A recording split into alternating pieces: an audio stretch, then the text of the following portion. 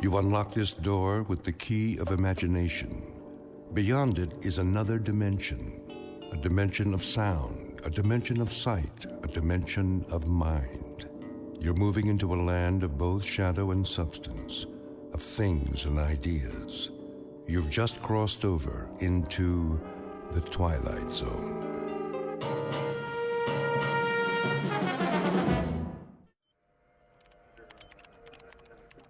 .019er, steady and holding.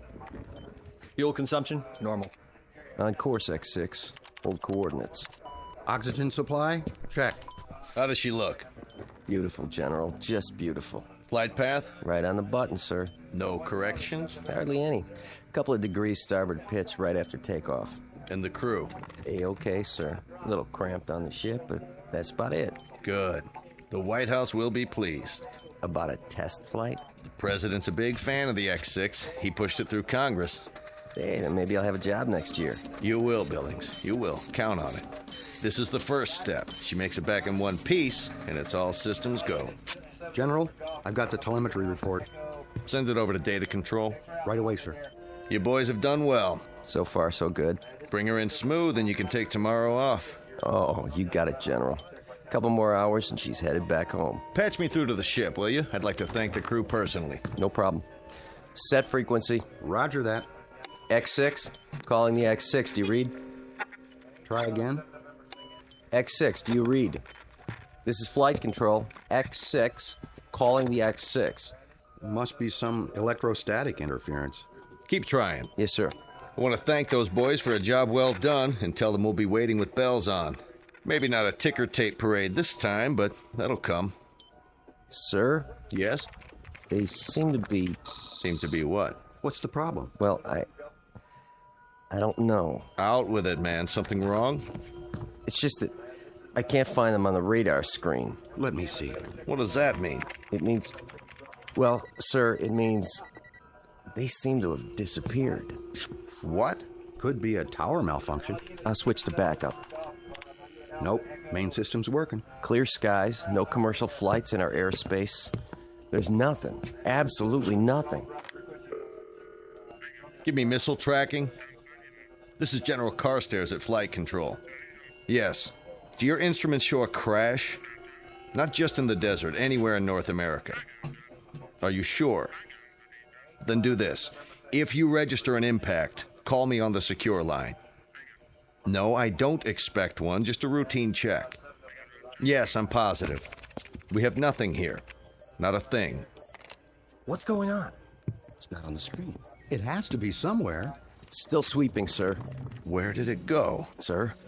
If you had the X6 on the screen and you spoke to the men on board... Less than 5 minutes ago. Then where are they? A spacecraft doesn't just disappear, vanish into thin air, does it? Well, does it? No, sir. No, sir. Then in heaven's name, where is it? As you may have gathered, the name of the ship in question is the X6. Her type, a new experimental craft on a high-altitude test above the Earth's atmosphere. Purpose? To gather data for the construction of the world's first space station. Recent history? Unknown, at least to those who weren't on board. But in short order, we're going to meet the crew and hear the story from their point of view, and a very unusual story it is, of a flight that departed from its course long enough to pass through the Twilight Zone.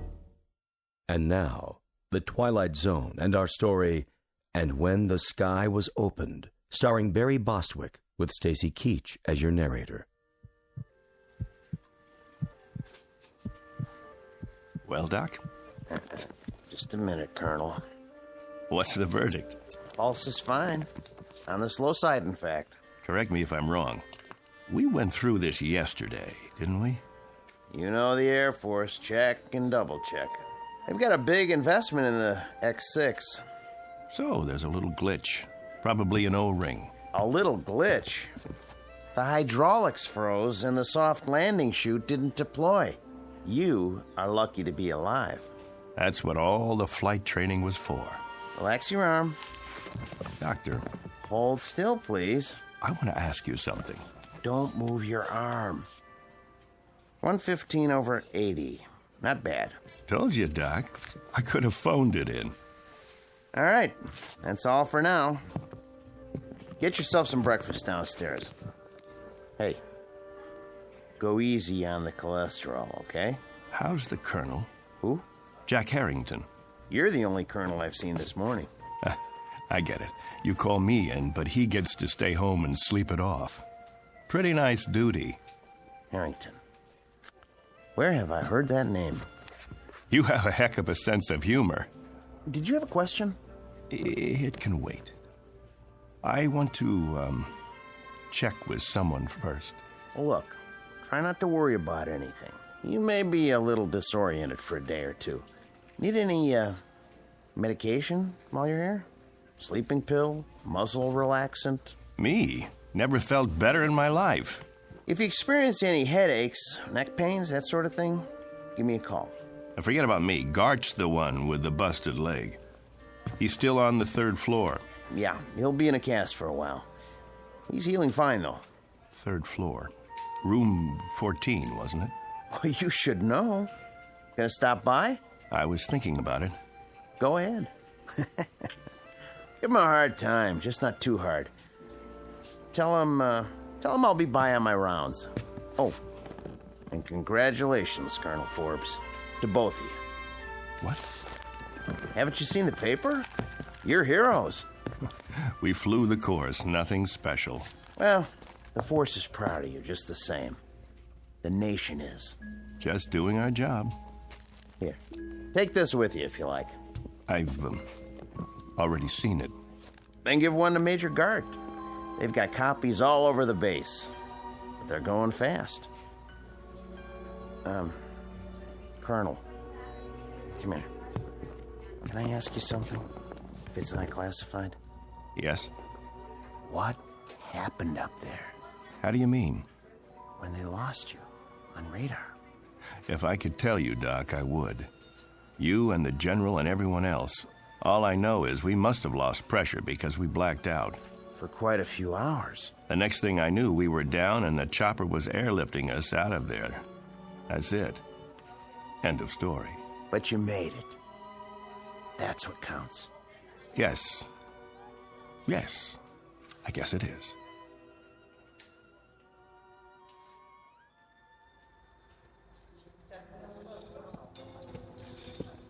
I want her completely broken down, piece by piece. Whatever it was, we've got to find it. Doing the best we can, sir. How's the investigation coming? Now, so far, everything checks out.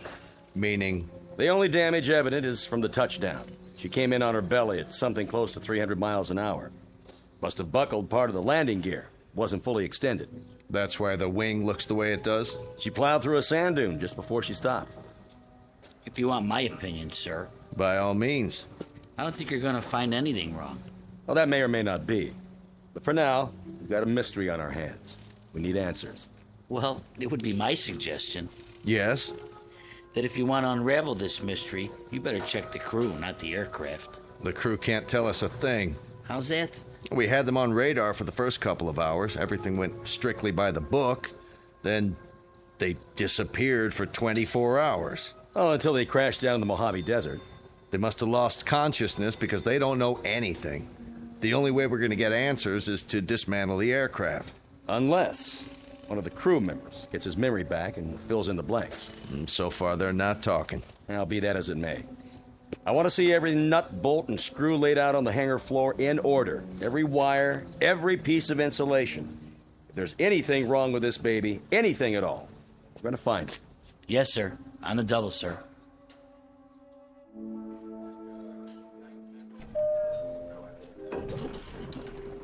Dr. Bridges to the infirmary. Dr. Bridges. Oh, hello, Colonel. I didn't see you. That's all right, nurse. No harm done. How are you feeling, sir? Fine, thank you. How's Major Gart? Coming along nicely. You can go on in if you like. He'll be glad to see you. Thanks. I will. Is that one of the pilots? The ones who crashed? Yes, Colonel Forbes. He's cute. He is. But did you see his eyes? Blue, I think. No, that's not what I mean. I mean, they've got a kind of far look. Like his body's here, but, I don't know, his mind's somewhere else. I don't know where. I just hope he's okay.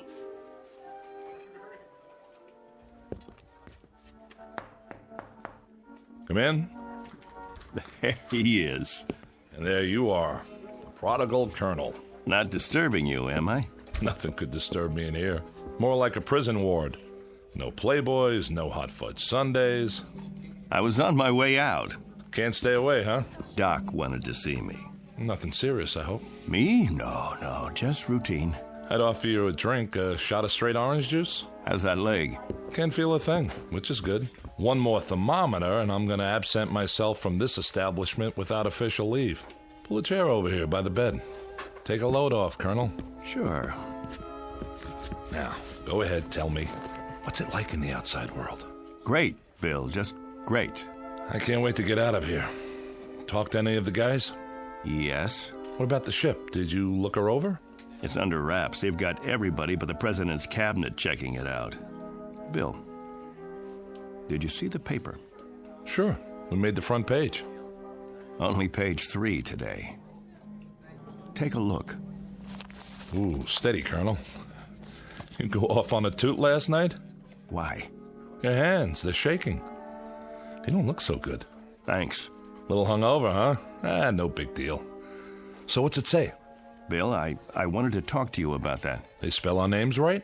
First, I've got to get oriented. If you don't mind, I'd like you to answer some questions. Shoot. When did I leave here? Huh? When did I get discharged from the hospital? Yesterday morning? Don't you know? I don't know anything anymore. Easy, Colonel. All I know is I need to verify a couple of things. Now, that shouldn't be very complicated. Around 9:30 yesterday morning, I walked out of here, didn't I? About that time, I guess. And who did I walk out with? Are you kidding? How am I supposed to know who you walked out with? Some nurse you picked up in the hall, probably. What's the matter? Can't remember a name? I mean, when I left the room, this room, who was with me? Nobody. That's just it. You say nobody. I'm pretty sure I was awake, yes. If you remember it differently, What's today's paper say? Go ahead, tell me. What's it say? 2 astronauts crash in Mojave Desert. Over a picture of you and me before the flight. What else?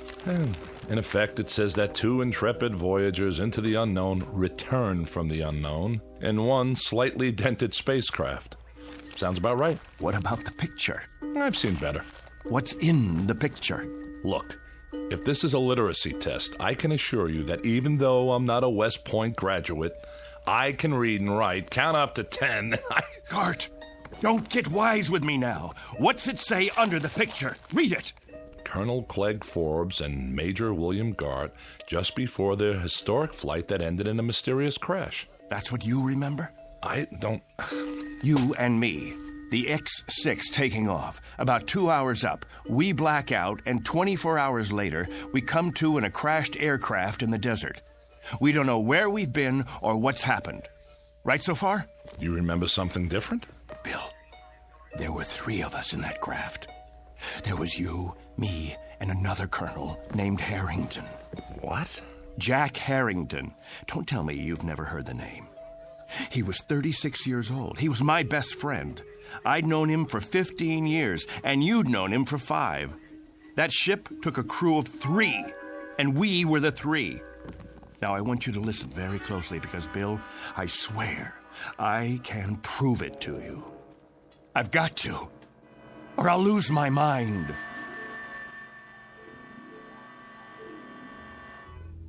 What are you talking about, a 3rd crewman? They brought 3 of us back to the hospital when they found us in the desert. You, me, and Harrington. Jack and I were just scratched up. You got the busted leg. Yesterday morning, they discharged Harrington and me. There was 3 beds in this room. Now, wait a minute. We said goodbye and promised we'd come back today to visit you. Then Harrington and I left to do the town. Now, you tell me none of that sounds familiar? Clegg, I don't know what you're talking about. I don't know anyone named Harrington. Whoever he is, he wasn't on the crew with us. The X6 carried 2 men, you and me. Nobody named Harrington. Nobody else at all. When you walked out of here yesterday morning, you walked out by yourself. There were never 3 beds in this room. Only 2, yours and mine. Something's happened to you. I mean it, Clegg. This is an after effect of the crash. It has to be. I think you'd better tell the doctor to run some tests. Look, Bill, let me describe to you what I remember. Go on. I'm listening. I'll give you a chronological breakdown of everything that happened as of yesterday morning. First of all, I saw the paper. The one you just showed me? No, not that one. Yesterday's edition. I saw it on the stands downtown, only it said that 3 men came back. There was a picture of you, me, and Harrington on the front page, taken just before we took off. That's impossible. I know, it must be impossible. You say there were 2 of us. Everyone else says there were 2 of us. And now, that's what it says in today's paper. Well, then, that should tell you something, shouldn't it? A reality check. But I know there were 3 of us in that aircraft. They picked 3 of us up in the desert and airlifted us in a chopper, and 3 of us were checked over and debriefed. They kept you here because of your leg, and it was Harrington and I who left this room yesterday morning. Then we requisitioned a staff car and got a ride into town together. Bill, you said goodbye to us from that bed, and then you said, Harrington, keep an eye on Forbes. He can't hold his liquor. Those were your words. I don't know what you expect me to say. Don't say anything. Just listen. I was standing right at that door, and Harrington went back to your bed and made like he was going to sock you. I swear to you, Bill, it happened. I know it happened. And Harrington, keep an eye on Forbes, will you? He can't hold his liquor. Hey. Why, I'm gonna let you have it, you fresh kid. I'm gonna fix this punk's wagon. I wish somebody would. I'm gonna tell the medics he's one very sick cookie and they should hold him for observation another 7 years. You think that's long enough? I don't know. And every Saturday night, Major Gart, the Colonel and I will phone you from whatever bar we happen to be in, and if you're nice, we might even let you talk to some women. Let's go already. I hate long goodbyes. Go on, both of you. Leave me here to suffer in my loneliness and despair. Take care, Billy. We'll come in tomorrow to see you. Meanwhile, you can all read about yourself. Better memorize this in case you lose it. See? 3 space travelers returned safely.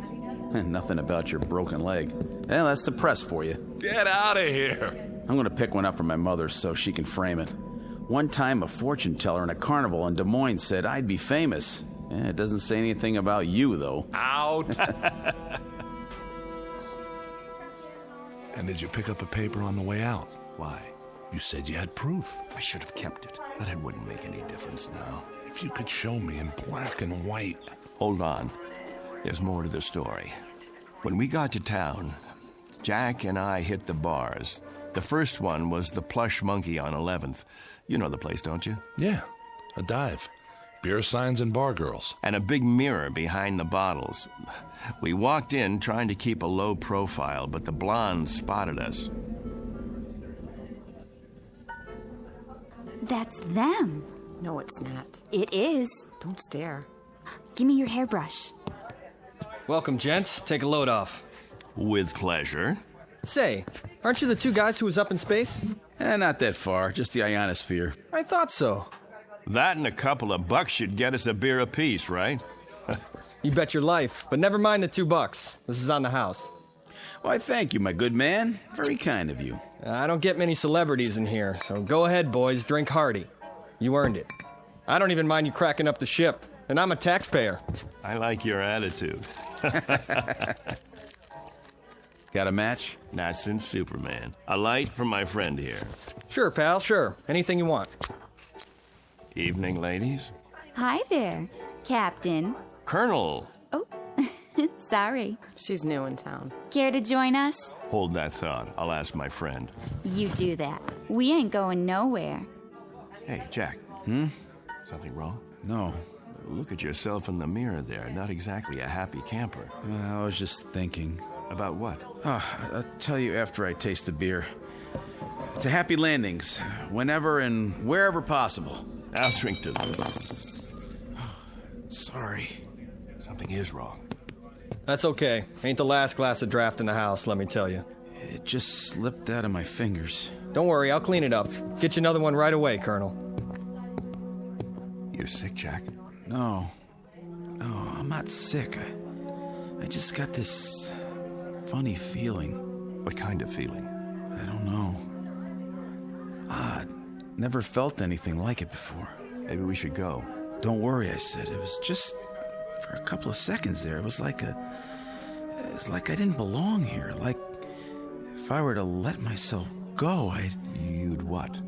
Like I'd disappear. Here you go. Thanks. Happy landings. You don't like it? I want to call my folks. Good idea. I should call Amy, too. Where's the phone? All the way in the back.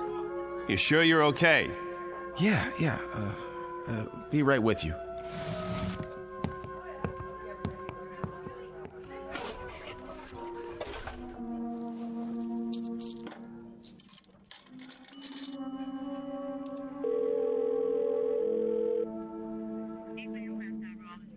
I'd like to place a call.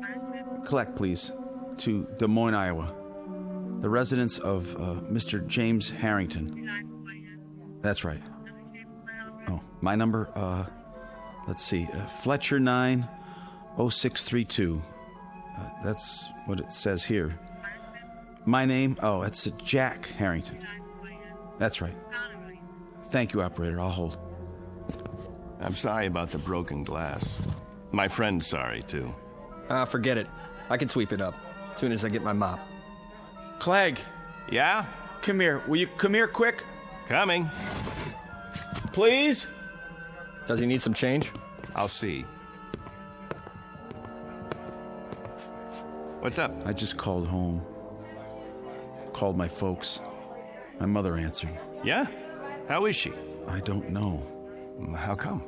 I told her it was me, and she said she didn't have any son named Jack. That's what she said. Can you beat that? I asked to talk to my old man, and when he got on, he kept saying for me to hang up. He didn't want any practical jokers bothering his wife. Said he didn't have any son at all. That's weird. Clegg, what is this? What's going on? Gag, maybe, or... No gag. It's part of this feeling, Clegg. The feeling I've got that I shouldn't be here. That none of us should be here. It's as if maybe... What? Maybe we shouldn't have come back from that flight. Maybe somebody, something, made a mistake and let us get through when we weren't supposed to. Stay put. I'm going to get you a good stiff drink to go with that beer. I have to. I told you to stay here. Shot of whiskey, please. Make it a double. Sure. Say, Colonel, you think you could do me a favor? What? Sign this newspaper? My boy'd get a big kick out of it. Wait, where did you get this?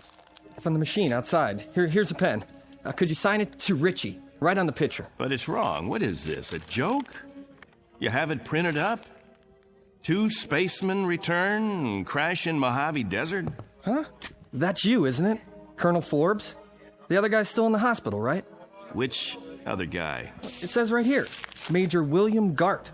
But there was a third man. See for yourself. He's back there in the... Back where? In the phone booth. It looks empty to me. Nope. Nobody's been in there all day. What? Buy me a beer, honey? I'm awful thirsty. My buddy, the one who was sitting here on the stool next to mine. You just got him another... Hey, where's his beer? What beer? My buddy's drink. Colonel Harrington, where is it? The one you gave him in place of the one he dropped on the floor, right here by the... Nobody dropped nothing on the floor. You see any broken glass? I don't. Dry as a bone, too. What are you trying to pull? I don't know what you mean, Colonel. You came in here alone. You don't know what you're talking about. You're crazy, you know that? Crazy, you hear me? If you think a thing like that, you gotta be out of your mind.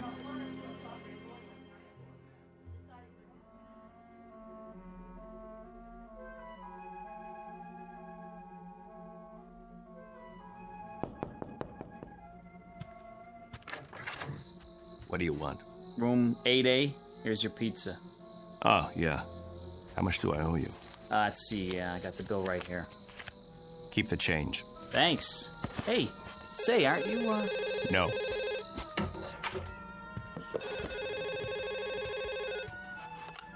Yes? Ready with your call to Des Moines. Thank you, operator. Hello? Hello? Who is this? Mr. Harrington, this is Clegg Forbes. Who? You remember me, sir? I had Christmas dinner with you and your wife last Christmas. You and your wife, and Jack. Jack who?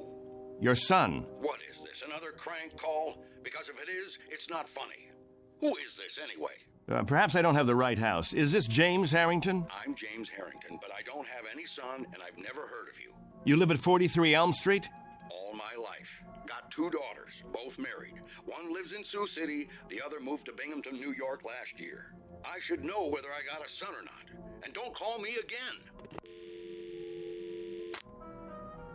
Now what?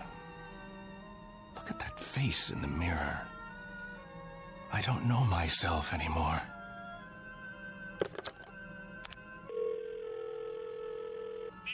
Operator, I'd like Anderson Air Force Base, please. Commanding officer's residence.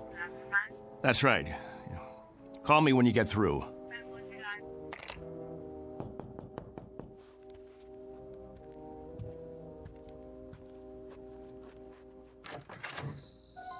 You've got some nerve. Amy. Amy, honey, am I glad to see you. Keep your hands to yourself. You, Colonel Clegg Forbes, are a devious, miserable, two-faced, two-timing. Amy, you won't understand this, but I need your help. You send me a telegram that you're getting out of the hospital in the morning and that you'll meet me at the station at 2. Well, I was at the station at 2. Amy, listen to me, please. I was also there at 3, and I was still there at 4. I could have had my pick of several Marines and an elderly gentleman who owns 25,000 shares of AT&T, but there was a missing Air Force officer named Forbes who didn't have the simple courtesy to leave a message or even a number where he could be reached. I can explain. Do you have any idea how many bars I've been to? How many hotel lobbies? Did it ever occur to you to... Amy, please! You look terrible, by the way. All right, Clegg.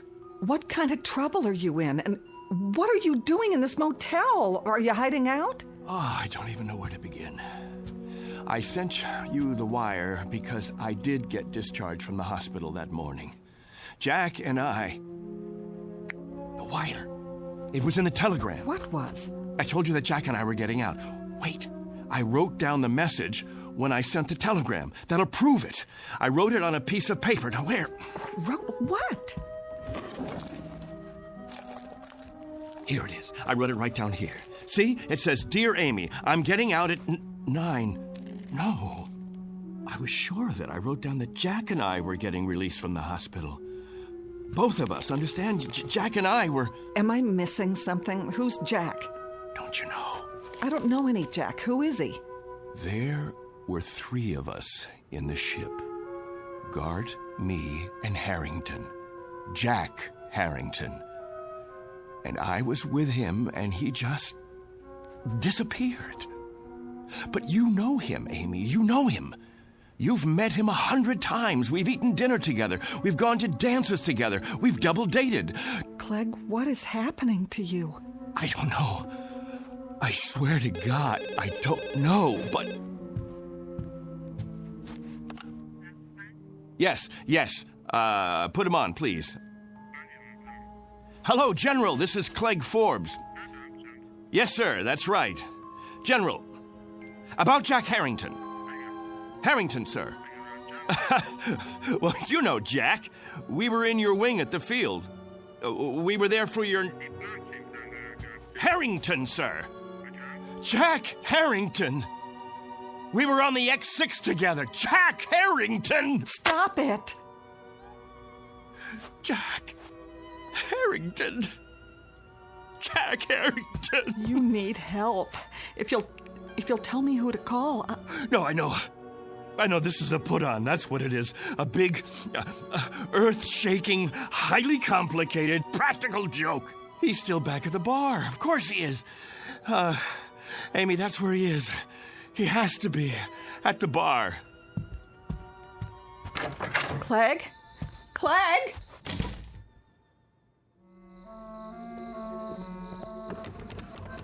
Locked. Locked. What time is it?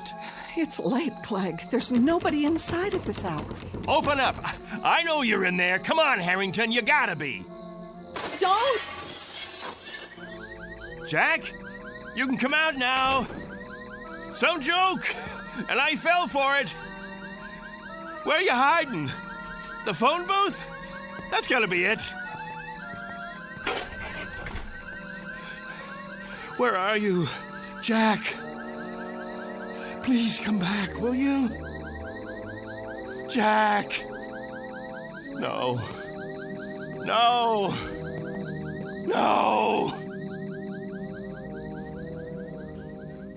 That's some story. I don't know what I did then. Just ran, I guess. All the way down the street like a crazy man. I left Amy standing there. I don't even know what happened to her after that. And I don't know Jack Harrington. I never heard of him before now. He's an illusion or something. He has to be. He's not an illusion. For some reason, he's been yanked out of here, taken away. You're letting this get to you. Didn't you hear what I said? He told me he had a feeling that maybe somebody or something made a mistake and let us get through when we shouldn't have. And maybe they'd be coming back to get us now. Maybe somebody from up there. Clegg, it doesn't make sense. And now, I've got the feeling, too. I've got this idiotic, oddball feeling. I don't know how to describe it. It's weird, Bill. It's just plain weird. Like I don't belong. I don't want it to happen, you hear me? I don't want it to happen to me, too. Clegg! I gotta stop him. Somebody get him! Somebody! Hey, did you want something? Where is he? Where did he go? Who? Colonel Forbes. Colonel... I saw him run into the hall. When? Just now. I didn't see anyone. He has to be here. He can't just... What are you doing out of bed, Major? You know, you shouldn't be walking yet. If the doctor saw you... Somebody's got to help Colonel Forbes. Somebody's got to help him right away. Grab a hold of my shoulder. Now, come on. I'm talking about Forbes. You know, Colonel Forbes. He was brought in here with me. In here? That's right. In the other bed, next to mine. Look, this is a private room. What? There's no other bed but yours. No. You see? All right, now, lie down. Now, raise your cast. That's it. What do you mean there's... Oh, no. Dear God. What happened to the other bed? Okay, try to rest. I'll call the doctor. Here, would you like to look at the paper? You're a hero. Do you realize that? Spaceman completes journey. Lone traveler returns to Earth. Lands in Mojave Desert. It's a nice picture of you. Would you like a glass of water? Major William Gart. Just before his historic one-man journey into space.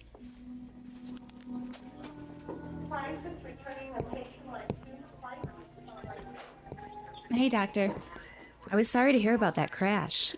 What did they call it? The X6? Yeah. Well, we do the best we can when they come back. Sometimes it's out of our hands. Mm-hmm. At least it was an unmanned flight. Well, that's the one consolation, I suppose. Anyway, I wanted to check the ward. How are we fixed for beds? I've got some men in the infirmary. Let's see. 2 open rooms at the moment, Doctor. Great. Oh, and number 14's empty at the end of the hall. It can take up to 3 if we move some beds in. Well, that should do.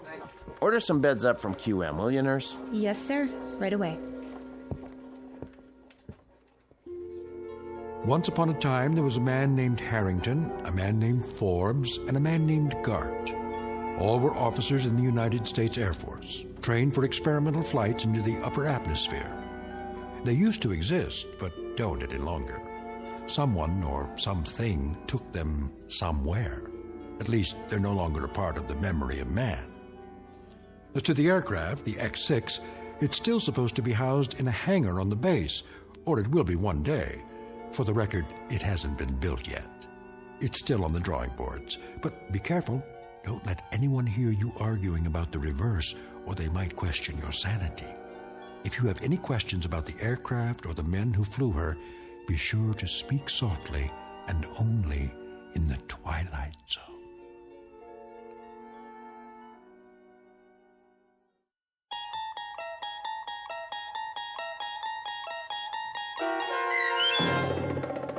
And When the Sky Was Open, starring Barry Bostwick, with Stacy Keach as your narrator, was adapted for radio by Dennis Etchison and written for The Twilight Zone by Rod Serling, based on a story by Richard Matheson. Heard in the cast were Mike Starr, Jeff Lupetin, Meg Thalken, Joby Cerny, Christian Stolte, Kurt Nabig, Richard Hensel, Doug James, Vince Amari, Justin Kaufman, Elizabeth Lido, Carl Amari, Jennifer Joy, and Tracy Hernandez. To learn more about the Twilight Zone radio dramas and to obtain audio cassettes and CDs of these programs, visit our website at twilightzoneradio.com. The producers of The Twilight Zone wish to thank CBS Enterprises, Carol Serling, Dennis Etchison, Claire Simon Casting, Terry Jennings, XM Satellite Radio, Sirius Satellite Radio, our sponsors and our radio affiliates for helping make this series possible. This copyrighted radio series is produced and directed by Carl Amari for Falcon Picture Group. Sound design and custom Foley effects for The Twilight Zone by Cerny American Creatives Bob Benson, Craig Lee, Michael Slaybach, and Matt Sorrow. To learn more about the Twilight Zone radio dramas and to contact us, visit our official website at twilightzoneradio.com. Doug James speaking.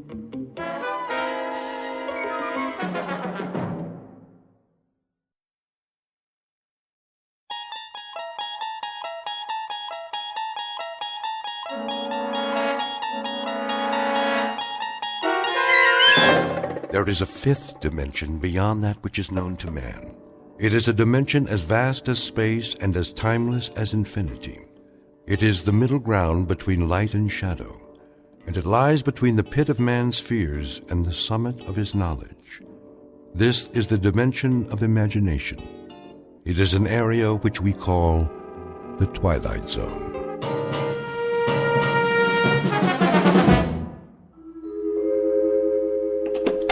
Good morning, Mr. Stasiak. How are you today? Morning, Mrs. Ricciardo. Ask me after I have my coffee. Don't you be running in the hall now, little Paul. Okay. And good morning to you, Mr. Beavis. Top of the morning, Mrs. R. Top of the morning. Did Mrs. Chatfield fix your hot water yet? I'm sure she will, Mrs. R. Our landlady has a lot of important things on her mind. But how did you take your shower and all with no hot water? Oh, it's no problem, really. In fact, I think I prefer a nice cold shower. Do you remember Bernard McFadden? Who? One of the fittest men who ever lived. Published magazines dedicated to health. He always bathed in ice water. Said it got the blood flowing. Do you know he never came down with so much as a cold? Hi, Mr. Beavis. Hi there to you, Paulie. How's old Ironsides coming? She's coming. Maybe she'll be ready tonight. We'll see. Hey, going downstairs? Oh, I thought I might, seeing as how that's the only way to get to the street. Don't you bother the man now, little Paul. That's all right, Mrs. R. Paulie and I are friends, aren't we? Sure are. Well, then, go down and play with the other children. Don't you go far, and don't be crossing the street now. I won't. Well, what do you say, Mr. Beavis? I don't know this morning, Paulie.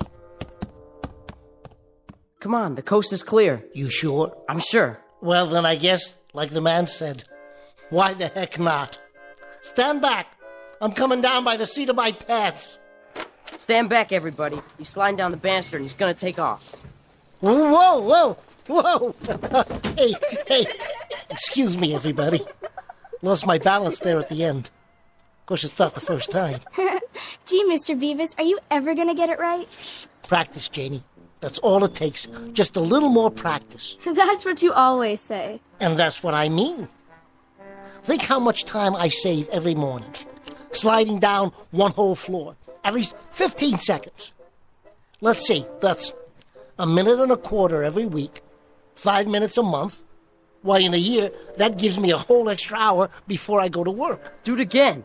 Well, now, that would defeat the whole purpose, wouldn't it?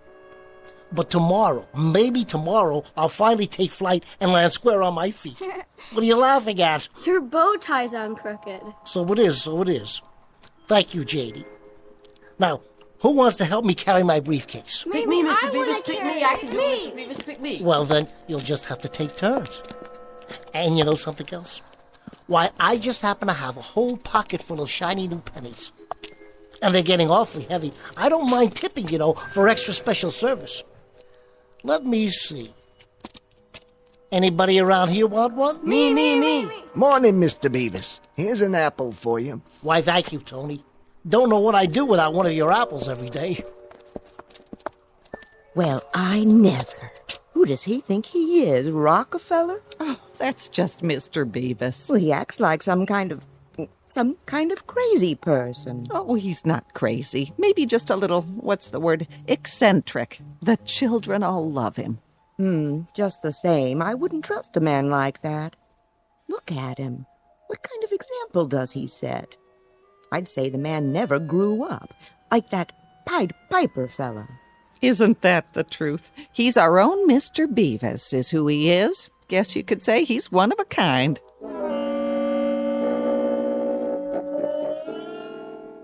Species of the modern American male, or perhaps not so modern after all. Name, James B.W. Beavis. He has a penchant for animals, children, attractive women, aged women, in fact, people in general. He also likes zither music, all things old-fashioned, professional football, at least as a spectator sport, as well as polkas, Major League Baseball, and Charles Dickens. Should it not be obvious by now, James Beavis is a fixture in his own private, optimistic, hopeful little world. A world which has long since ceased being surprised by him. Mr. Beavis, on whom Dame Fortune will very shortly turn her back, but not before giving him a paste in the mouth. Mr. James B.W. Beavis, who lives just one block into the Twilight Zone. And now, The Twilight Zone and our story, Mr. Beavis, starring Bruno Kirby, with Stacy Keach as your narrator.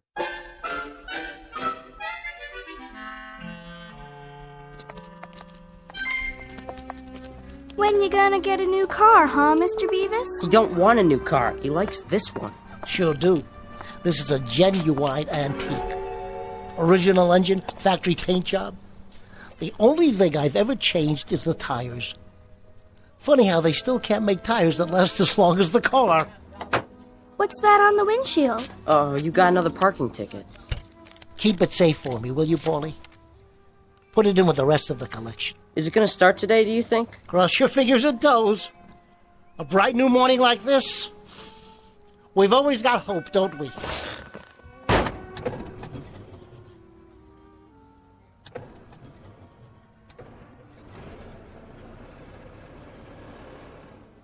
Okay, do you kids know what to do? Yeah, we sure do. That's right. Get behind it and push. All right, she's moving. Let her go. Everybody stand back. You can pop the clutch now, Mr. Beavis. No, You gotta go. Thanks, kids. See you after work.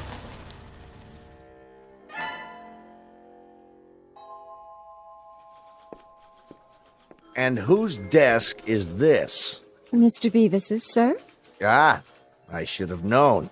And where is our Mr. Beavis this morning? I'm sure I couldn't say, Mr. Peckinpah. Well, Margaret, when you do happen to see the gentleman who occupies this museum of junk, kindly tell him that I should like to see him personally.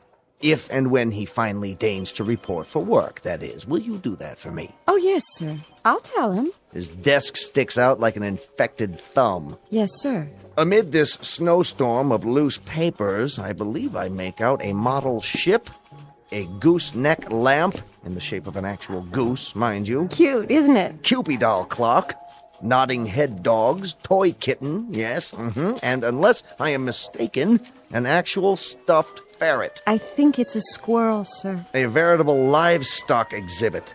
Perhaps I should rename this company Wild Kingdom.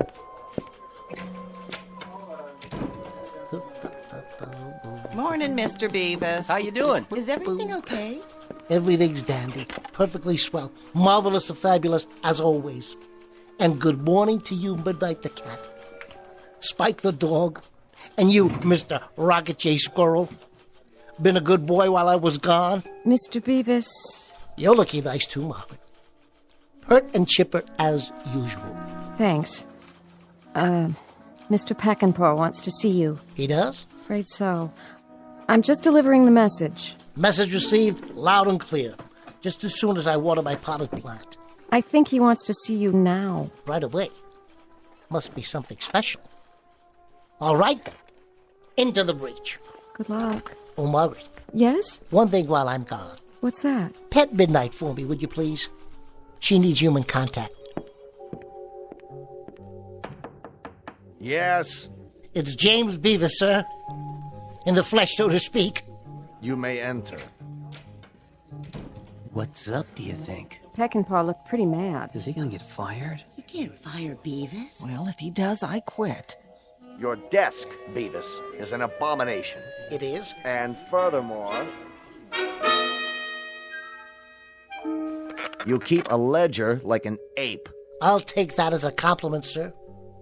Apes are very intelligent. Did you know that of all the land mammals, the ape... Your desk is an affront to civilization. Your filing system is non-existent. In short, your eccentricities are beyond human understanding. I'm eccentric? You're saying I'm eccentric?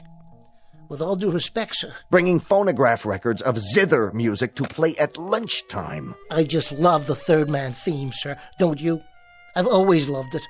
The first time I saw that movie, it's been years now, but I'll never forget. I said to myself, Beavis, you have to get that record. Hiring carolers to come in and serenade the office during our busiest hour. Only at Christmas time. If you'll let me finish.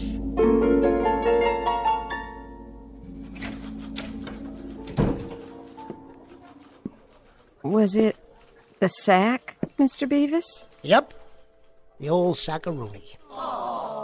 Oh, I'm so sorry. This is the 6th job I've lost this year, Margaret. The best laid plans of mice and men, huh? And Beavis. Oh, don't worry about it, Beavis. There's better jobs than this. Lots better. We're sure gonna miss you. Here's a box for your stuff. Thanks, everybody. My chessboard. My collection of old Mirashan pipes. My books. My pictures. And old Ironsides. Is that what it's called? Sure is. The USS Constitution. I was building this ship for one of the kids. Looks like she won't get launched today, after all. Old Ironsides will get launched. You'll see. You'll get another job, Mr. Beavis. You always have. The only job I've ever held for more than 6 months was when I was in the Navy. Is that you in the picture there? Yep. That's me on the deck next to the fantail. Well, will you look at that? He's fat, isn't he? That's the bosun's mate. This is the fantail over here. Oh, well. And she goes with all the rest. You take it easy now. Things will work out. You'll see. We'll be thinking about you. Smooth sailing, Mr. Beavis. Thanks, everybody. I'll drop you a postcard from my next port of call.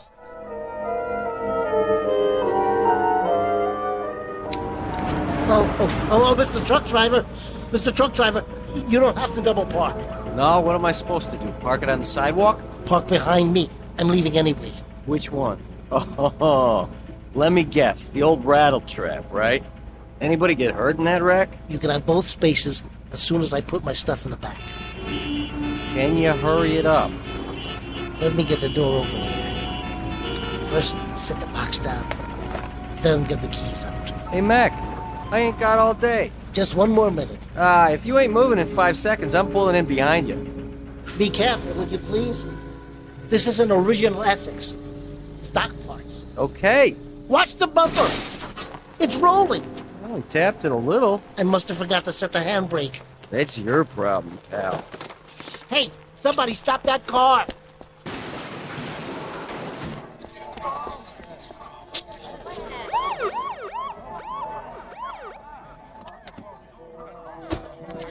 Yours? Mine. Does it do this often? Never has before. Now it looks like it never will again. Too bad. It's been kind of like an old friend to me. Stand back, everybody. Show's over. I'll phone for a tow truck. You do that. You wouldn't be interested in purchasing an original Essex, would you? For parts, I mean, they're kind of scarce. No thanks, pal. Me? I've kind of got my heart set on a 1924 Maxwell. Or maybe a 25. Thought I'd wait till the new models come out so I can make me a better deal. Sure. I understand, officer. Ever have one of those days? All the time, son. All the time. The difference between me and you is I get paid for it.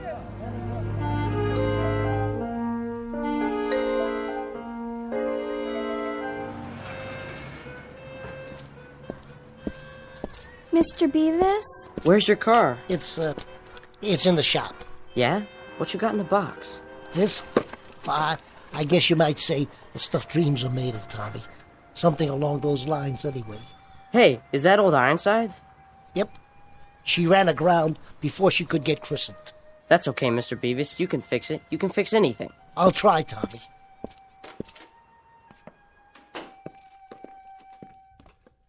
Afternoon, Mrs. Chatfield. You'll find all your things in the hall, Mr. Beavis. My things? Your Victrola, your stuffed animals, all of it. Your clothes, too. Okay, I give up. What are they doing in the hall? You're being evicted, Mr. Beavis. I'm not sure I catch your meaning. Evicted. 6 weeks in arrears on your rent. That's it as far as I'm concerned. Mr. Beavis, you're still gonna finish Old Ironsides, aren't you? Well, there may be a slight delay. I'm gonna have to change shipyards. But we'll get her launched. Yes, we will. That's a promise. We'll get launched somehow. Yeah, but how? I don't suppose you've ever had one of those days, have you, Tommy? Not yet, but I think you're having one. You know what else I think, Mr. Beavis? What's that? I think you better say your prayers and be real good. 'Cause right about now, you need a miracle.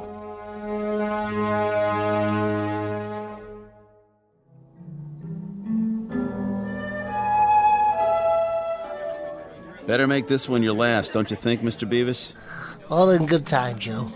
All in good time. I'll tell you when. I think you forgot to tell me that a couple of drinks ago. You're not going to be driving anywhere, are you now? Alas, I think not. Today I am, as they say, hoofing it. Once I am sufficiently fortified. There's that word again. Which word? You said you wanted something that'd fortify a man in his darkest hour, so I guess you must be feeling pretty fortified by now.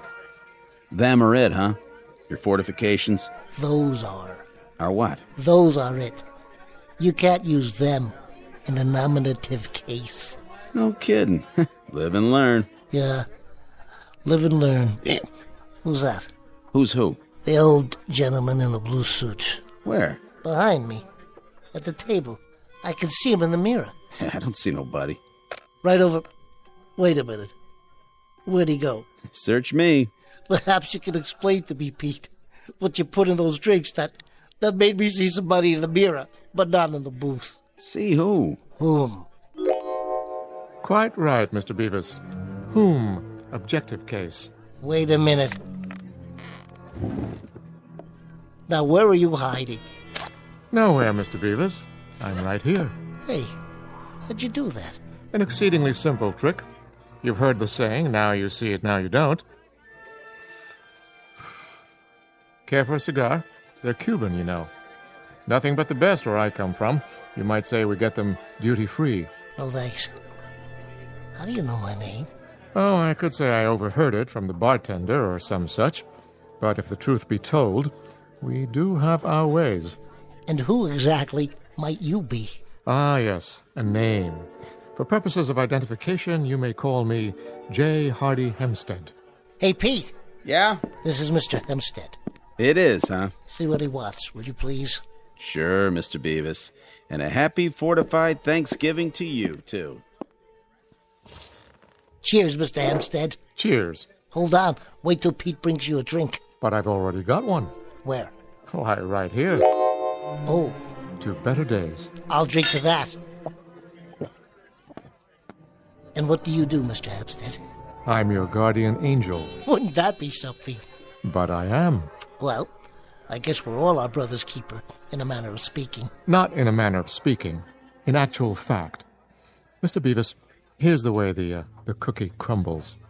Several hundred years ago, one of your ancestors performed an act of great courage.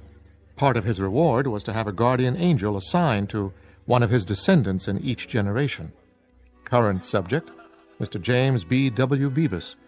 That's you, I take it? Guilty as charged. Good. I have your family history right here. Oh, no. You're not selling one of those books about how to look up your family tree, are you? They always say I had a relative who came over on the Mayflower. Hear me out, if you would. Now, in the past few generations, Mr. Beavis, I've handled some extremely solid citizens amongst your progenitors. Handled? Taken care of. Good care, I might add. For example, there was Magellan Beavis, an intrepid explorer of the 16th century. This is a woodcut of the gentleman in question. Nice costume. Then Parnell Beavis, member of the British Parliament, who fought for Home Rule against insurmountable odds. And more recently, Gunner Lou Beavis, the first Marine to hit the beach at Nicaragua. That's Uncle Louis.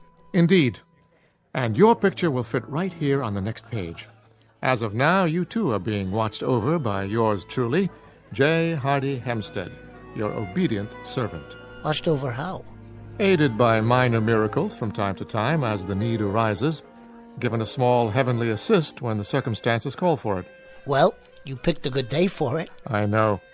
Today you had a rather uncomfortable time of it. What started it all was being fired from your 11th job in 18 months. Mr. Peckinpah didn't care for zither music. I don't much blame him. But that's neither here nor there. It so happens that I can reconstitute the whole day for you and alter it so that the final upshot will be the opposite of what it has been. In other words, Mr. Beavis, let's go back to 9 a.m. this morning. We'll rewind and start all over again. You mean I can have the day to live over again, and it won't come out the same way? Definitely not the same. We merely alter some of the relevant aspects, and of necessity we must naturally perform a few alterations on your characteristics. For example, Mr. Beavis, your manner of dress. What's wrong with it? Are you serious about that sports coat? I like plaid. And that bow tie. Let's try something a little different. Brooks Brothers might make a better impression. How did you do that? Much better, don't you think? Nice business suit, conservative tie. I look like an undertaker. That may well be, but if you want the day to turn out differently, you have to be different. Shall we go, Mr. Beavis? There isn't much time. You're really terribly nice, Mr. Hempstead. Think nothing of it. To go to all this trouble, whoever you really are. I assure you this is neither personal nor sentimental, Mr. Beavis. It's merely my job. Now he's talking to himself. Looks happy, though. Maybe I better have a shot of what he's drinking.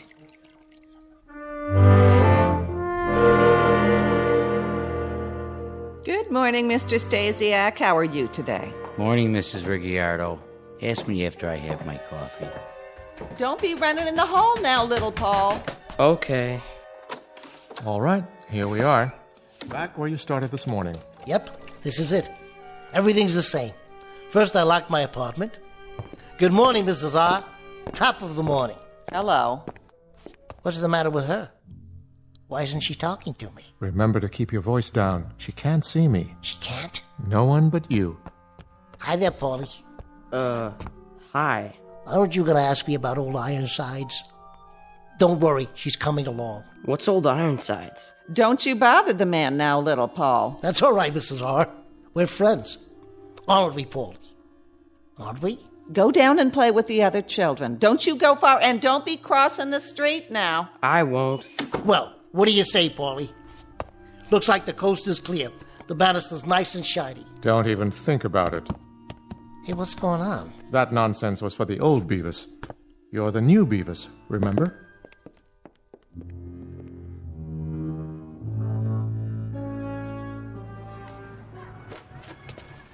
Morning, everybody. I don't know, Mr. Hempstead. Think about it. If I don't slide down the banister anymore, I'm losing a good 15 seconds. That's a minute and a quarter a week, 5 minutes a month. Straighten your tie. You're late. Who's going to carry my briefcase? You can do it. What about this pocket full of new pennies? Not in this suit. Morning, Tony. Where's my apple? You want an apple, mister? That'll be 25 cents. Let's go. Oh, Mrs. Chatfield. Oh, good morning, Mr. Beavis. I wanted to talk to you about the rent. Oh, I found it in the box. 3 weeks in advance. You're a wonderful, wonderful roomer, Mr. Beavis. That's a switch. This part I don't mind at all. Only, where are the kids? They're busy playing, I presume, as children are wont to do. But who's going to help me push start my car? That won't be necessary. I don't even see my Essex. Oh, no. Did somebody tow it away? Correction. You don't own an Essex. This is your car. But this is a sports car. A little foreign sports car. Red's your favorite color, isn't it? Yes, but do you think it fits? With everything else, I mean? Mr. Beavis, live it up, will you? But have you ever driven an Essex? My dear sir, I have driven a chariot with 11 horses. I'm the guy responsible for Ben-Hur winning the race. That Essex went out with the old Beavis. You're a different person now. No more zither music. No more Christmas carolers in the office. Though the latter idiosyncrasy met with some approval from the organization. Now, here are your new car keys. Go ahead, give it a spin. Hey, Paulie, look at this. Want to take it for a test drive? He acts like he doesn't even know me. Shall we go, Mr. Beavis? Yeah, okay. Better times are ahead, I promise. If you say so.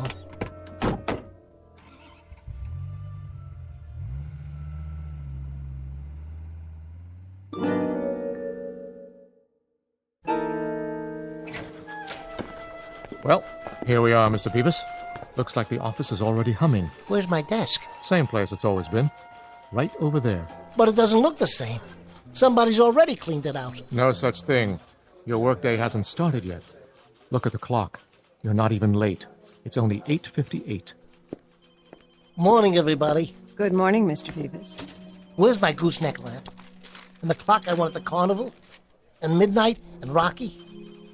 Where's the ship I was building? I don't know what you're talking about. Good morning, Beavis. Good morning, sir. Friends and associates, a moment, please. Everyone, I should like you to hear a bit of good news. As of this day, Mr. James B. W. Beavis is being given a raise in salary 10% a week. May I add, Beavis, your work is admirable, and since you've been with us for 11 months now, I think a raise is very much in order. A raise, Mr. Peckinpah? Quite right, Beavis, quite right. Thank you, sir. Think nothing of it. The least we could do, considering. Mr. Peckinpah, sir. Yes, Beavis? What about the... Yes? The zither music and the Christmas carolers. The zither music? The Christmas carolers? I'm afraid I don't know what you're talking about. Mr. Beavis, you no longer have an interest in any of that nonsense. Oh. Oh, what? Nothing, sir. Very well, then. See you later, Beavis, and keep up the good work. Why, this desk looks... It looks absolutely nude. It doesn't look decent somehow. Margaret, where is old Ironsides? Are you feeling all right, Mr. Beavis? I think I better get some air. Yes, that might be a good idea. I got a raise. Naturally. Where are you going now? You only just arrived. Outside for some air. Or I might go back to my place. So early in the day? I was thinking, maybe I'll play some stickball with the kids in the street. Mr. Beavis. Yeah? They won't play with you. Why not? You're not the same, Beavis. Not anymore. You mean everything's changed? Even that?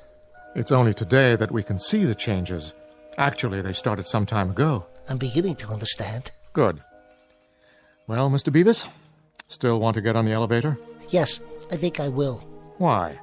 Things seem to be going your way, don't they? I guess they are, Mr. Hempstead. Beavis, what do you say we level with one another? I mean, really, what is it you want? After all, for a person like yourself, 10% is the most even I can get for you. Frankly, I don't get you. I'm used to Beavises with big dreams, gigantic hopes, fantastic aspirations. Magellan Beavis sailing around the Horn. Parnell Beavis standing alone in Parliament booming out his convictions. Gunner Lou Beavis. Over the top men, Semper Fidelis, nobody lives forever, let's go, boys! That was the spirit. Mr. Hempstead, sir, I don't want to seem ungrateful.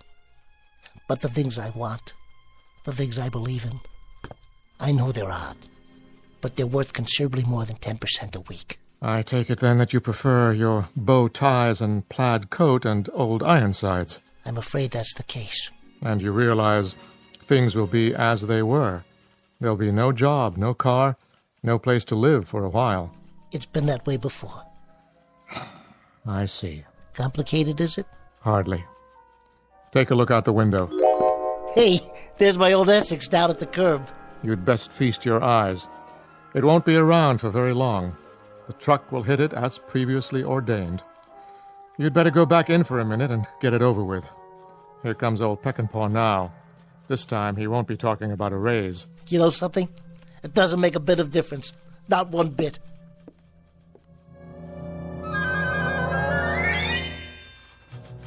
And whose desk is this? Mr. Beavis's, sir. And where is our Mr. Beavis this morning? I'm sure I couldn't say, Mr. Peckinpah. Well, Margaret, when you do happen to see the gentleman who occupies this museum of junk, kindly tell him that I should like to see him personally. If and when he finally deigns to report for work, that is. Once more into the breach.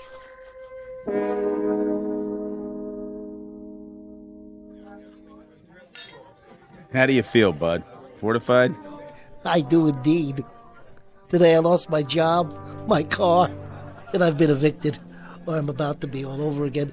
But you know, I love zither music and model ships. And if I can't bring kids into an office at Christmas time to sing carols, then what's the point of being alive? Beats me. Well, there really is no point. There is no point at all. I'm going to try and find a job, an apartment, and then I'm going to finish Old Ironsides for a little boy 8 years old with a dirty face who happens to love model ships just the same as I do.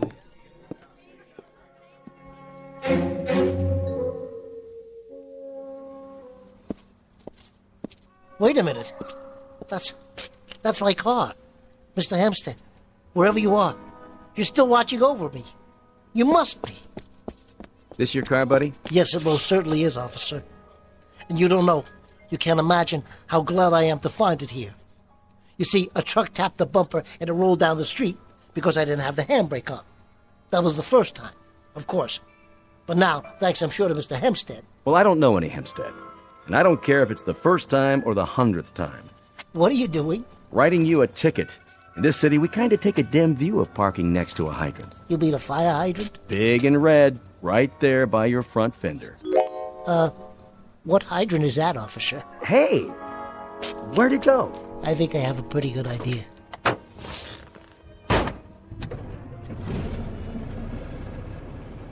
Still with me, Mr. Hempstead?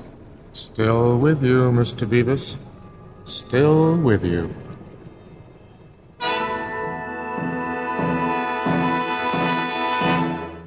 Mr. James B.W. Beavis, who believes in magic. The magic of a child's smile. The magic of liking many and various people and things and being liked in return. And the strange and wondrous mysticism that is the simple act of living. Mr. Beavis, one species of the modern male who lives in his own private and very special Twilight Zone.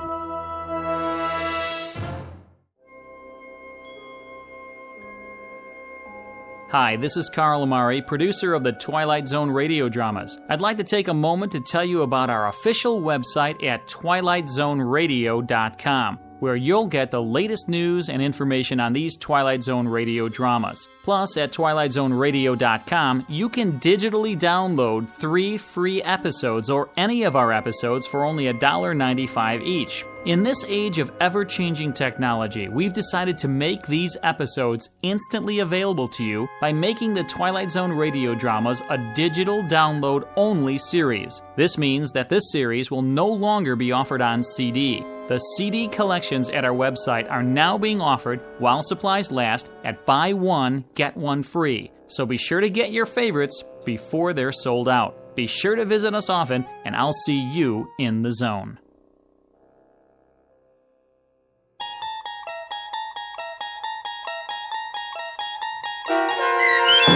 Mr. Beavis, starring Bruno Kirby with Stacy Keach as your narrator, was adapted for radio by Dennis Etchison and written for The Twilight Zone by Rod Serling. Heard in the cast were David Darlow, Christian Stolte, Fernette Lebo, Jeff Lupetin, Linda Ryder, Meg Falcon, Max Kirsch, Carrie Darlow, Riley Baugh, Kurt Nabig, Doug James, Carl Amari, and Vince Amari. To learn more about the Twilight Zone radio dramas and to obtain audio cassettes and CDs of these programs, visit our website at twilightzoneradio.com.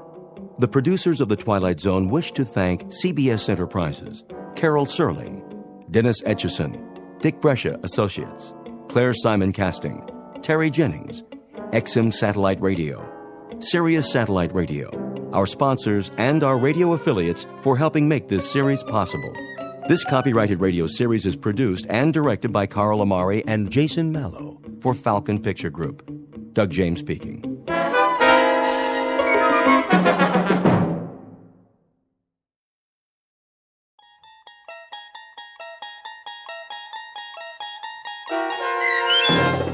Spur of the Moment, starring Sarah Wayne Callies, with Stacy Keach as your narrator, was adapted for radio by Dennis Etchison and written for The Twilight Zone by Richard Matheson.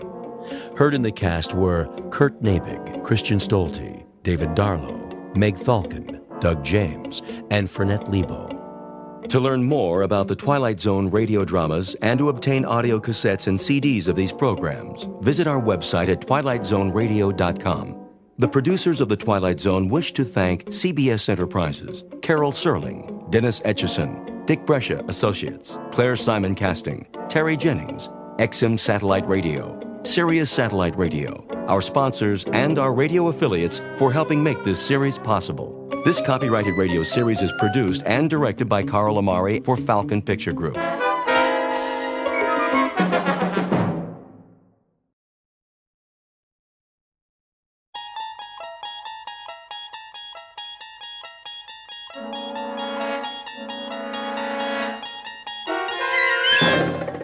You unlock this door with the key of imagination.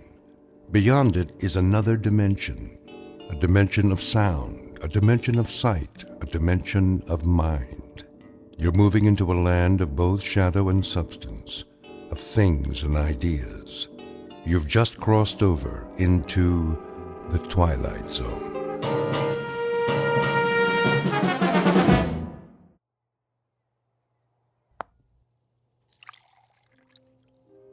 Your coffee, Mrs. Henderson. Thank you, Gladys. Will there be anything else? Not just now. Is Mr. Henderson in the study? Yes, ma'am. With the morning paper. Ask him to come in, would you, please, when he has a moment? Yes, ma'am.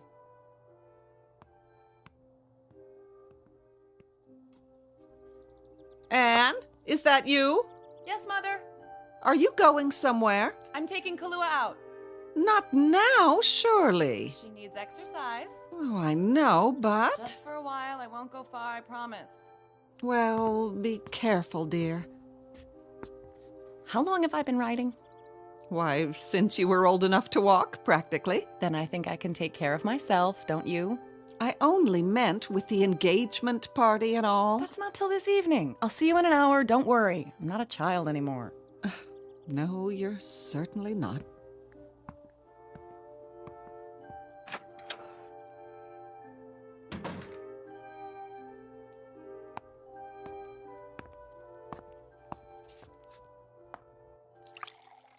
Where's she off to? Exercise, John, for her and the horse.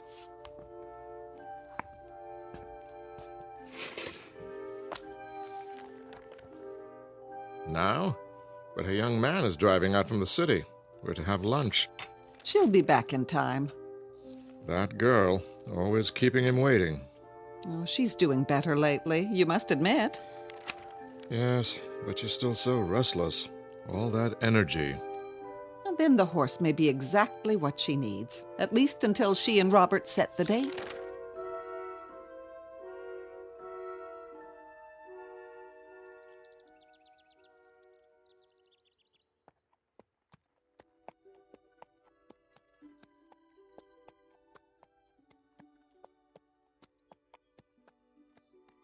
Good girl.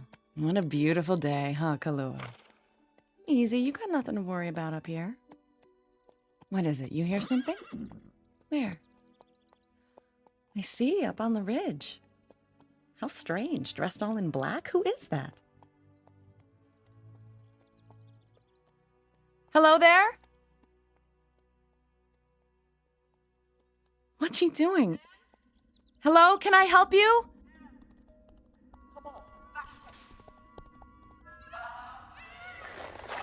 Slow down, please. You're spooking my horse. Come on, Kalua. She's not gonna stop. She's crazy. We've got to get away. We've got to.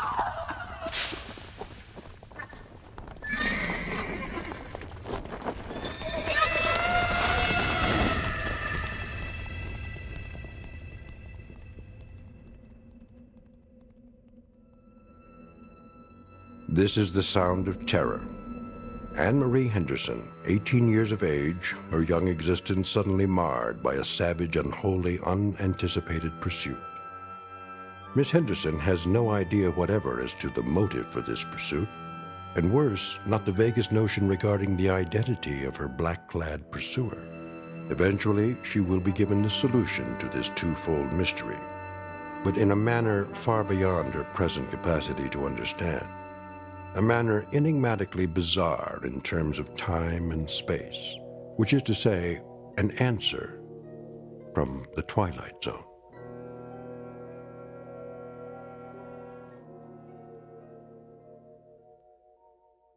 And now, The Twilight Zone, and our story, Spur of the Moment, starring Sarah Wayne Callies, with Stacy Keach as your narrator.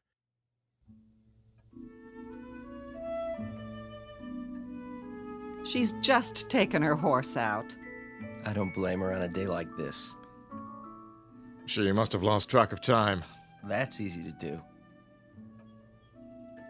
Here, Robert, sit down. Would you like something? Don't go to any trouble for me. No trouble at all, my boy. I'll have Gladys bring us a tray. No, really. I'd just as soon wait for Anne. Where is that girl? You're looking well, Mrs. Henderson. Oh, now. I mean it. Is that a new hairdo? Oh, don't let's talk about me. No? What should we talk about? How are things in the city? Same as always. Oh, the firm is expanding. Did Mr. Henderson tell you? I think he mentioned something. A promotion may be in the air. Of course, it's not definite yet, but... Oh, that's wonderful, Robert. Dear, did you hear? Robert says he's about to receive a promotion. Well, it hasn't quite been decided. What in the name of... Will you look at that? What is it? Anne just came riding back as though the devil himself were chasing her. Really? I wonder what's wrong. Anne? Bob. Anne, what happened? Darling, you look positively terrified. Hey, what's the matter? Anne, did something... Oh, Bob. Please, tell us what happened, baby. Now you're all right. There was a woman out there. Woman? What woman? I don't know. I never saw her before. She was dressed entirely in black with a cape. It was horrible. Calm down. You're not making sense. What did she do? She chased me. Chased? She was on horseback too, a black horse, and she chased me as hard as she could. I think if she'd caught me, she would have killed me. What? The way she looked at me, her eyes, they were insane. I'm sure of it. See here. Where was this? I don't know. Try to remember. Yes, Anne, if someone meant to kill you... John, don't you think we better... Was it where you usually ride, out beyond the meadow? I think, yes, the trail below the hills. All right, baby. I'll take care of it.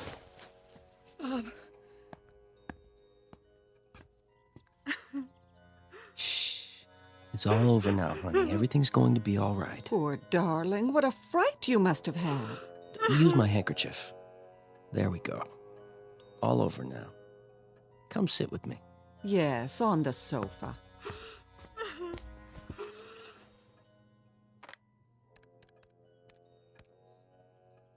This is Mr. Henderson in the main house. We have a problem with an intruder. Yes. It was so frightening, I can't tell you. She just rode at me, whipping her horse with such a look of hatred. I don't understand. If you'd been there. At once. Take the gardener with you. It's possible that the woman is insane. And she's not one of the locals? You've never seen her before? No. Here, lean back. When you find her, bring her to the house immediately. Yes, immediately. An outside line, please. Get me the police. Better now. I'm all right. Will someone see to Kahlua for me? The groom's already taken her to the stables. It was just so unexpected. 1 second, I'm alone, and the next, there she was at the top of the hill, glaring at me with her long hair blowing and those eyes. And then she started down the hill. There was no trail, but that didn't stop her, whipping her horse all the way. It was so terrifying. Quiet now, darling. You don't have to tell us any more. Just try to forget it. I can't forget it. I don't understand. Who is she? Why did she chase me like that? I've never done anything to her. We'll find out. Your father's talking to the police right now. If she doesn't live around here, I can't imagine where she came from. It was like she was waiting for me, but why? Why me? Hey, I know. Maybe she had a message to deliver. Message? A warning. Mm-hmm. Sure you're telling us everything? What? You're sure she wasn't carrying a sign in her hand that read, "Cancel that engagement party. Don't marry that investment banker from New York. Signed, yours truly, Fate." Please don't joke about it, Bob. It wasn't funny. Sorry, I was only trying to cheer you up. This is John Henderson up at the Spires. My daughter Anne was just attacked by a woman on horseback. Yes, on our property. She was out riding when she came across this woman. No, on the meadow. It runs roughly parallel to the old granite road. There's a gate just past the crossroad that you can... Yes, that's right. No, my daughter was able to outride her, which is, of course, beside the point. I've sent 2 of my staff out to find the intruder, but I will naturally want her arrested when and if she's... Thank you. As soon as possible, if you will. Feeling better? Yes, Daddy. Good. Wouldn't do to have a red-eyed fiancé at the party, would it? Certainly wouldn't. Where's my pipe? Why, in your jacket pocket, I imagine, dear. Tell us about this woman now. I've told you everything. And you have no idea at all who she might be? No, Daddy. She must have ridden onto our property by mistake. Mistake? That's a point, Mr. Henderson. If she were on the property by mistake, why should she attack Anne? Yes. Did she shout at you? Yes, but she was too far away. I didn't hear what she was saying. I think she wanted to kill me, though. You're just assuming that, honey. No, you didn't see her eyes. I'm sure of it. Who's here? Oh, I doubt if she followed you all the way home, baby. What if she did? Let's hope she did. Save us the trouble of looking for her. Now, where exactly did this happen? Anne? Aren't you gonna look? Whoever it is, Gladys will let them in. Now... I know, but... Come on, baby. Where along the trail? In the hills, you say? Well, it was... Yes? Beyond the meadow, out near that fallen oak, you know, where the stream... Go on. Yes? I want to see Miss Henderson. No mysterious woman, I'm afraid, unless she's a baritone. That sounds like... I'm sorry, Mr. Mitchell, but Mr. Henderson has given strict orders that I'm not... I said I want to see Miss Henderson. David. I'm afraid that's not possible. Oh, dear, I thought everything was ended. It is, Mother. I didn't know he was... Didn't you? I'll take care of it. Would you like a hand? No, stay here.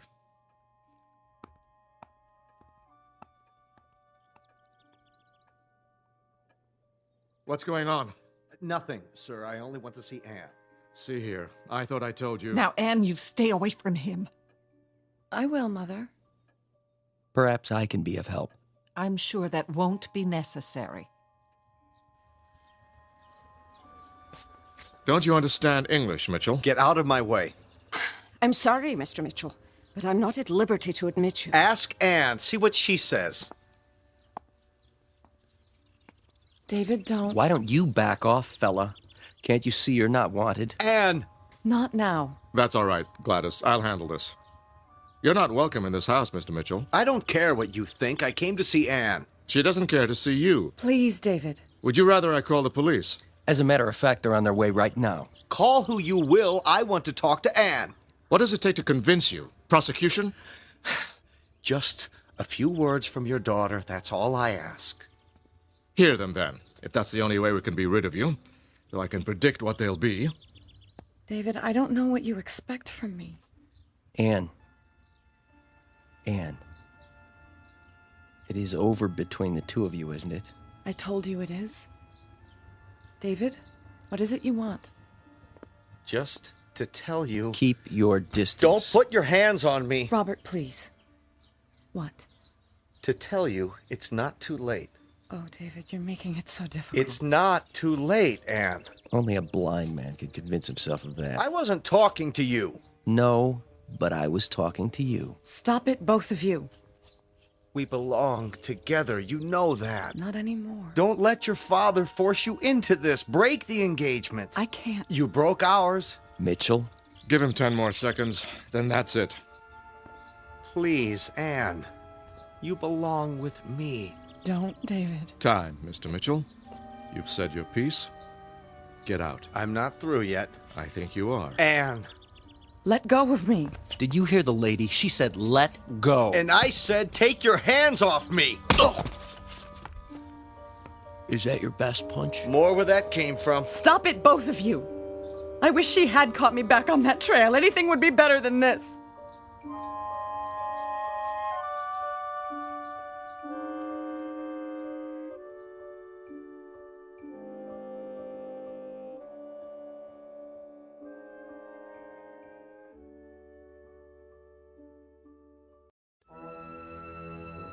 Surely you can do better than that, old boy. Let's find out. Steady, Robert. I will have no more violence in this house. Maybe this will persuade you. Daddy, what are you doing? I only keep this pistol to defend my family. And unfortunately, it looks like that may be necessary. Put the gun away, John. Gladly. As soon as some order is restored. I thought you knew me, Mr. Henderson. I thought I did too, but now... I mean you no harm. Judging by your attitude, I can't be sure of that.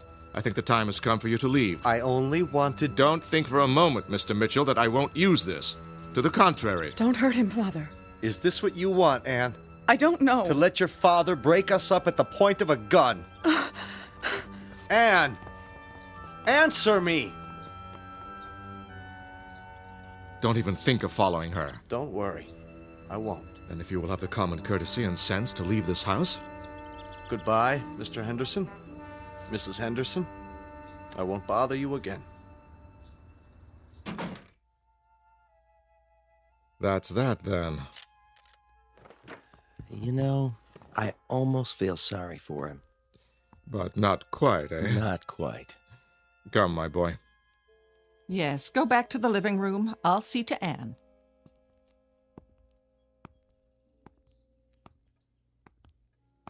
Didn't hurt you with that punch, did he? Hardly. I think a good stiff drink is in order, don't you? Amen. Wonder what's keeping the police. About that woman? They should be here. I wouldn't worry. She's probably gone home by now to wherever she lives. I didn't realize you had such crazy neighbors. Neither did I, my boy. Until today. She's probably not from around here. Hard to be sure these days. People aren't always what they seem. Ah, well. Cheers. Cheers.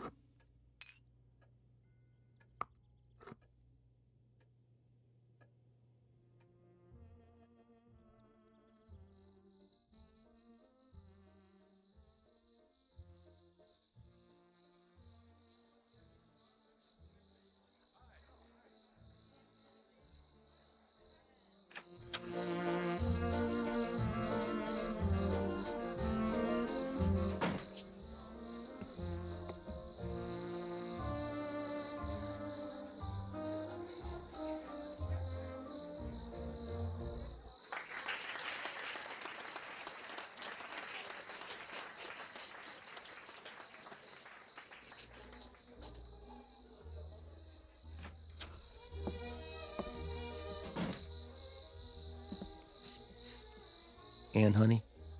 Yes, Robert. There you are. What are you doing out here? I just needed a breath of fresh air. Aren't you feeling well? I'm fine. Your folks were wondering what happened to you. Tell them I'll be right in.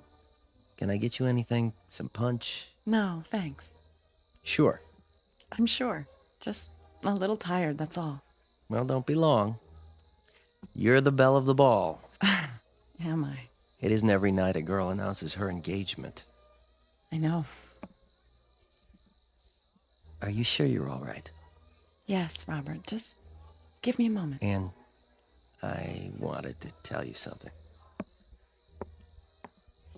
What? Only that you've made me very happy. I consider myself the luckiest man in the world. You do? These past few months, I knew the first time I saw you that you were the one. The woman I want to share my life with. You're very sweet, Robert. I love you very much, you know, and I'll do everything in my power to give you a good life. I swear it. I know. I know you will. Tell Father I'll be right there. I think he's ready to make the announcement. Of course he is. Now go on. Don't be long. I won't.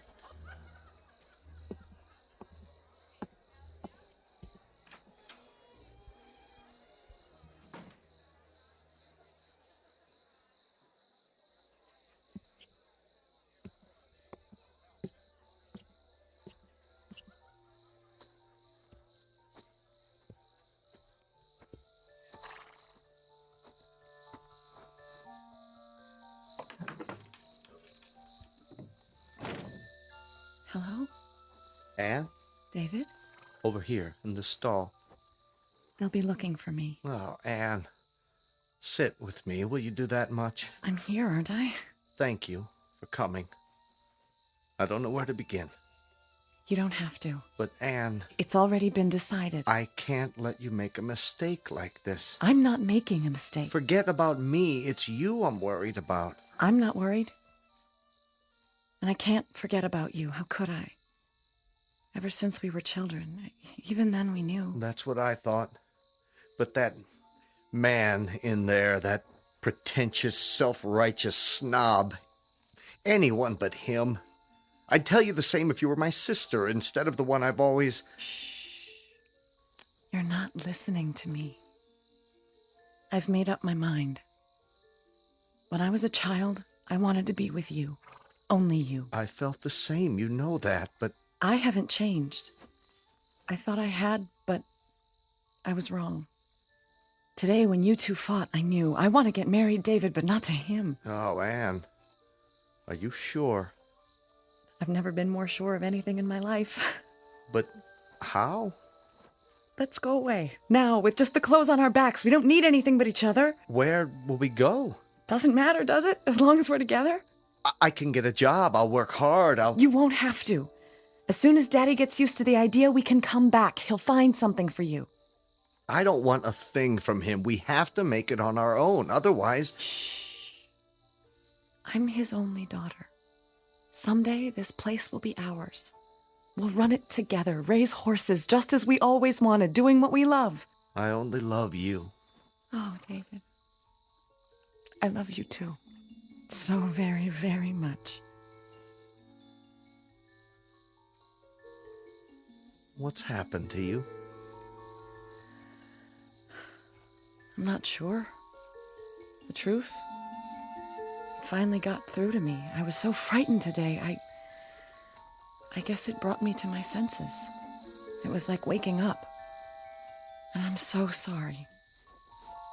You don't have anything to be sorry for. Did you bring your car? Down the road. Then let's run away now before it's too late. In a minute, Anne. In a minute.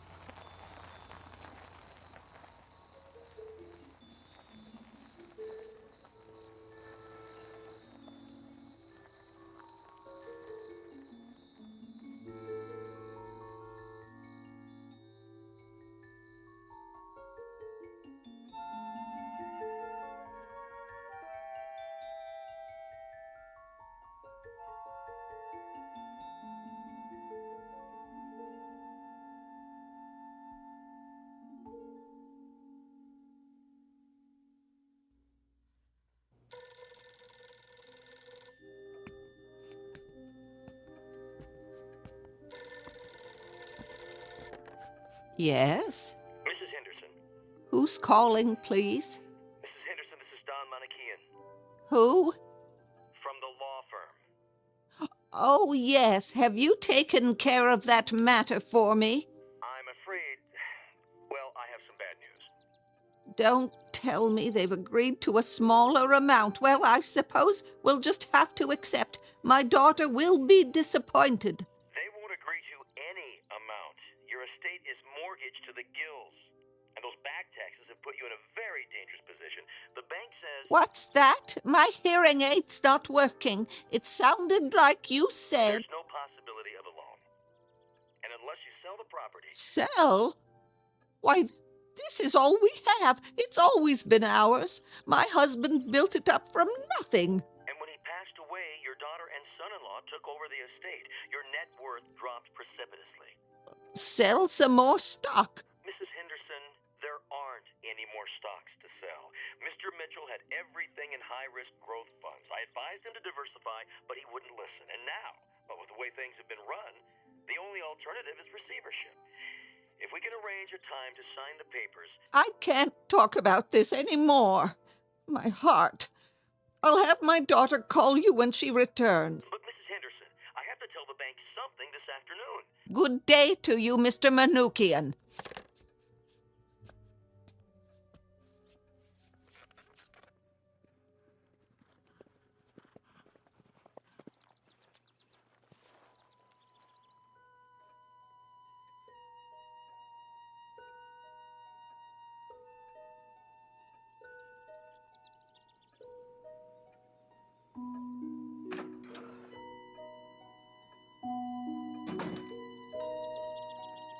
Anne? Anne, is that you? Of course it is, Mother. Who else would come to this dump? That lawyer phoned again. Which one? From the investment firm. So? He wants you or David to call him. Oh, who gives a... Did you hear what I said? I heard! Do you think that will help? Yes, it'll help if I drink enough of it. They're going to take the house away from us, Anne. Are they really? Yes. They can have it. Anne! Come off it, Mother. I've got more important things on my mind. Oh, like what? Something happened today. Did it? What could possibly? Do you know what I saw? Do you? Anne, really? I saw a ghost, Mother. My own.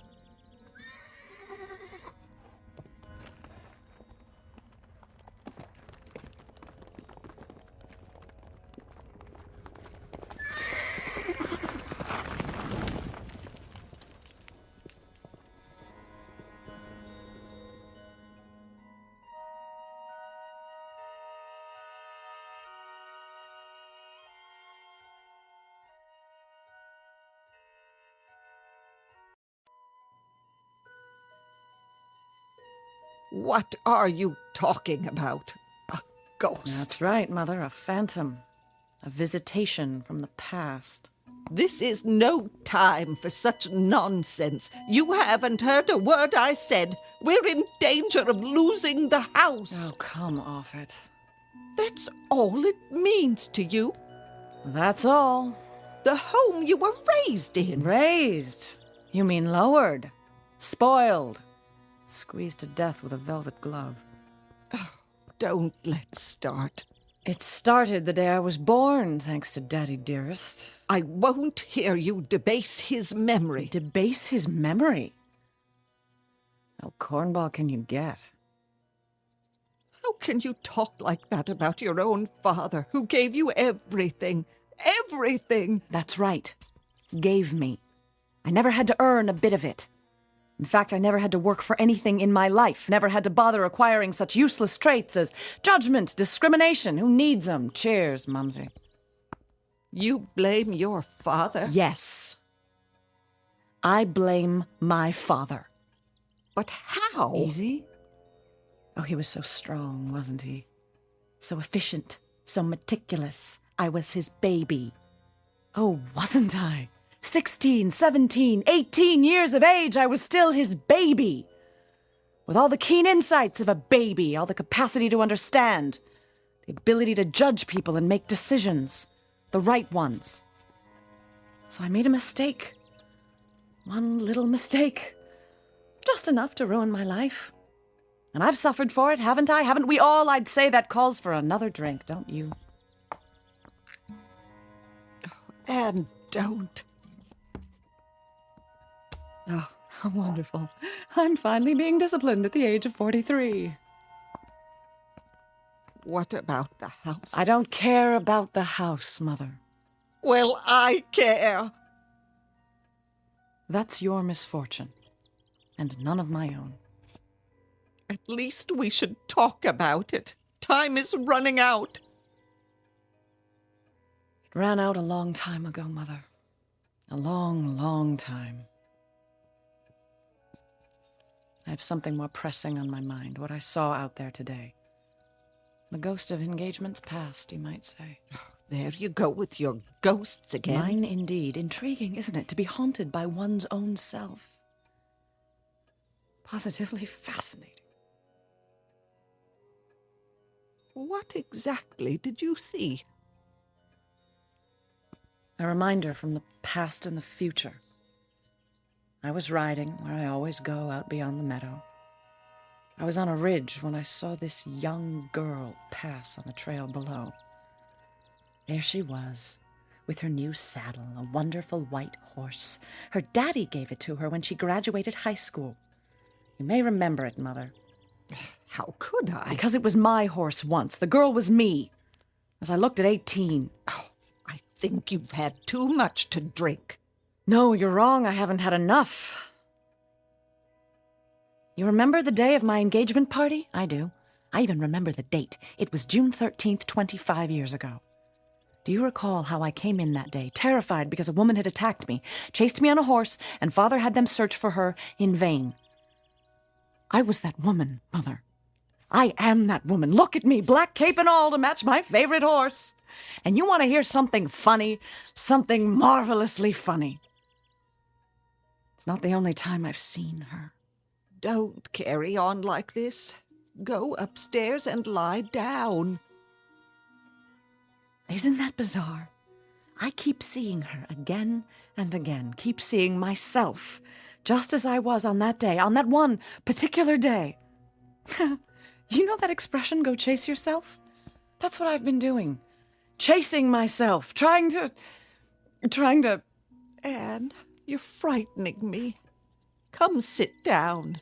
It's getting dark. We'll light the fireplace. Would you like that?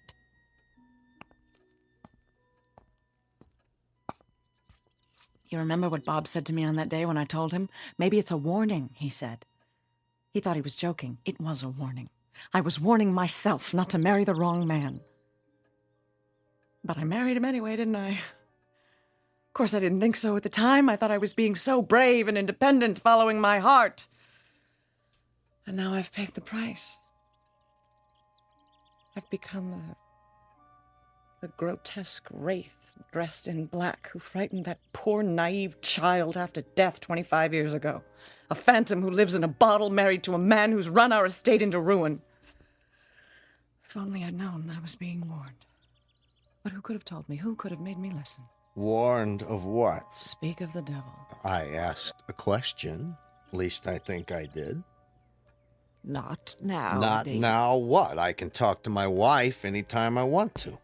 Anne's not herself. Oh? Then who am I, Mother? I'd say I'm more myself than ever.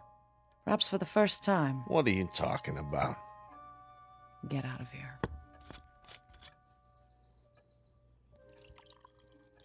David, it might be better. I know, if I crawled back upstairs so you can blame me for everything. That's not fair. I did the best I could. What did I know about it? Investments, running a business. If your old man hadn't up and died... David? Well, it's the truth. Look on the bright side. We had some good years. Did we? When? After we came back and your father set us up. Some bad luck, that's all. But we'll get on our feet, you'll see. All it takes is for... For what? A miracle? Another life? We only have one chance, and we blew it. Don't you see? I blew it. But maybe, just maybe, if I can find her again and get through one last time. What's the matter with her?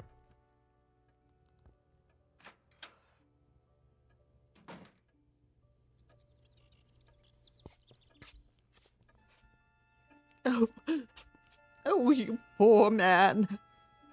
Get out of my sight. I know what it is. Do you think she doesn't love me anymore?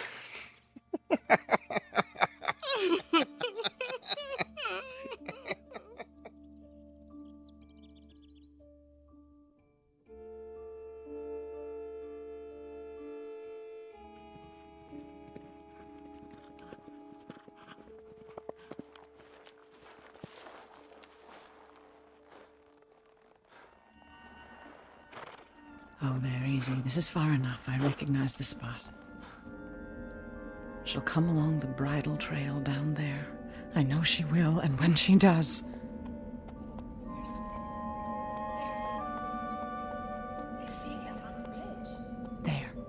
There she is. Look at her. What does she have to smile about? Anne! What's she doing? Come on, faster! Hello, can I help you? Anne? Anne! Anne! Slow down, please. You're spooking my horse. Anne! Anne! We've got to get away. We've got to. Faster!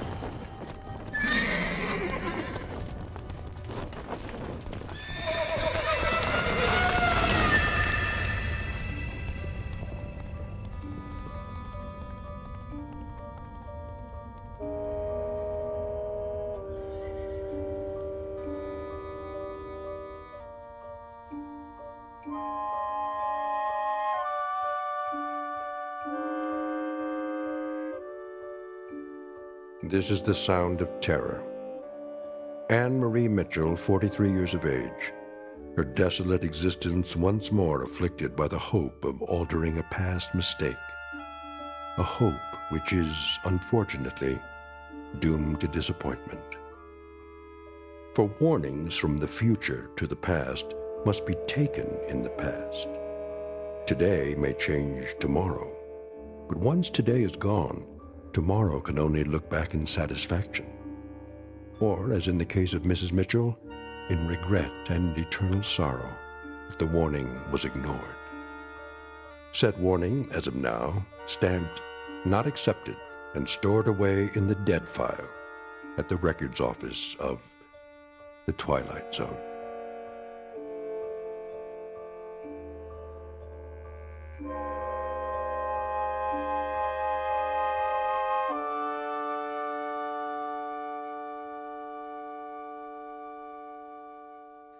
The Twilight Zone continues in just a moment. You are about to enter another dimension, a dimension not only of sight and sound, but of mind, a journey into a wondrous land of imagination. Next stop, the Twilight Zone. Hi, this is Stacy Keach. I'd like to take a moment to tell you about our Twilight Zone website at twilightzoneradio.com.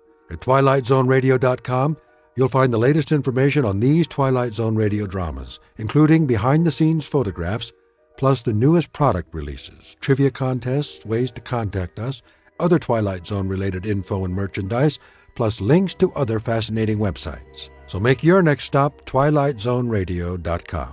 Visit twilightzoneradio.com to purchase these Twilight Zone radio dramas on cassette and CD, or call toll-free 1-866-989-ZONE. That's 1-866-989-9663.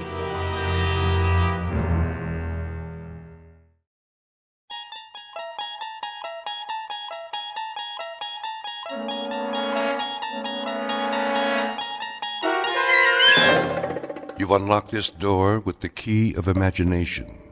Beyond it is another dimension, a dimension of sound, a dimension of sight, a dimension of mind. You're moving into a land of both shadow and substance, of things and ideas. You've just crossed over into the Twilight Zone.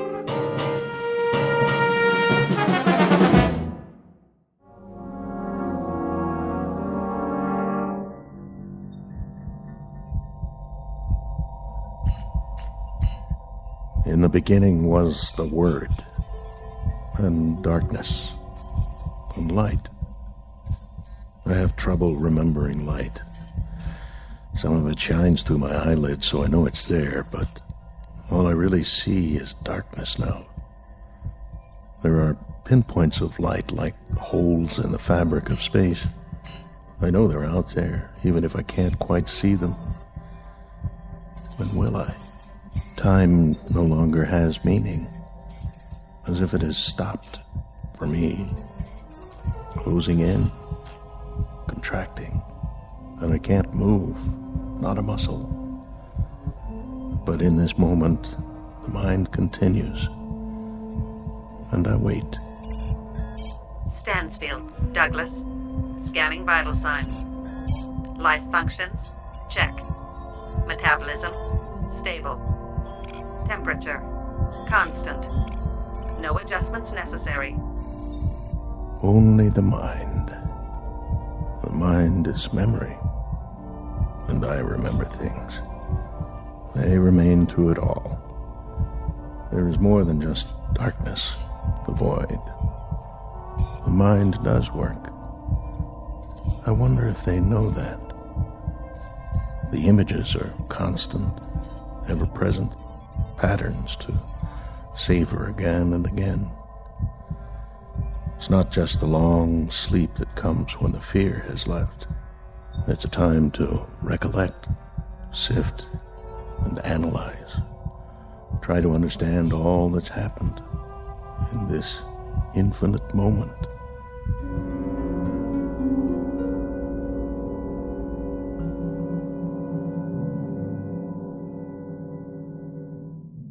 It may be said with a degree of assurance that not everything is as it appears. Case in point, the scene you're witnessing. You are not in a hospital. You are in the belly of a spaceship. It is currently en route to another galaxy located an incredible distance from the Earth. This is the crux of our story, the truth behind the mystery flight into deep space. For here, distances are so vast that they are marked in light years instead of miles, while a man's life ticks by in the blink of an eye. It is the story of events that might happen to human beings who, with the help of technology, dare to take a step beyond and are unable to anticipate all that awaits them out there. So fasten your safety belts, because you're on a spaceship. You're already well on your way on a very long journey from one planet to another. And the vast region between is called the Twilight Zone.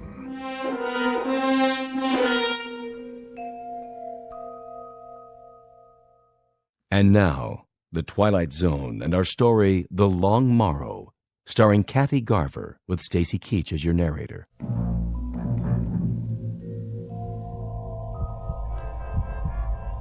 The cold is felt, but without pain.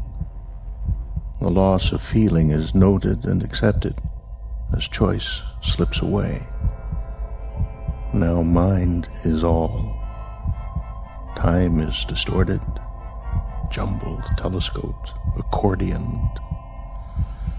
But even so, there's a strong sense of time. And I remember. I remember how it began. I remember the way it was in the beginning.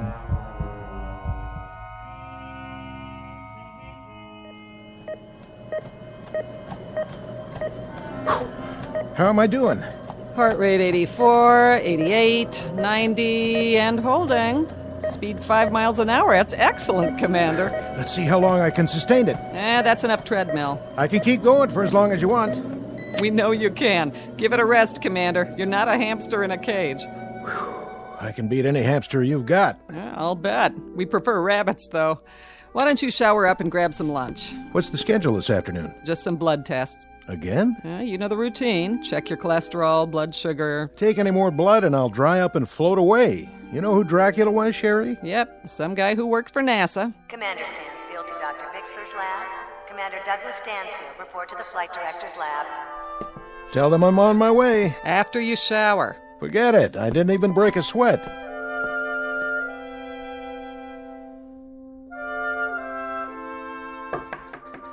Come in. Dr. Bixler?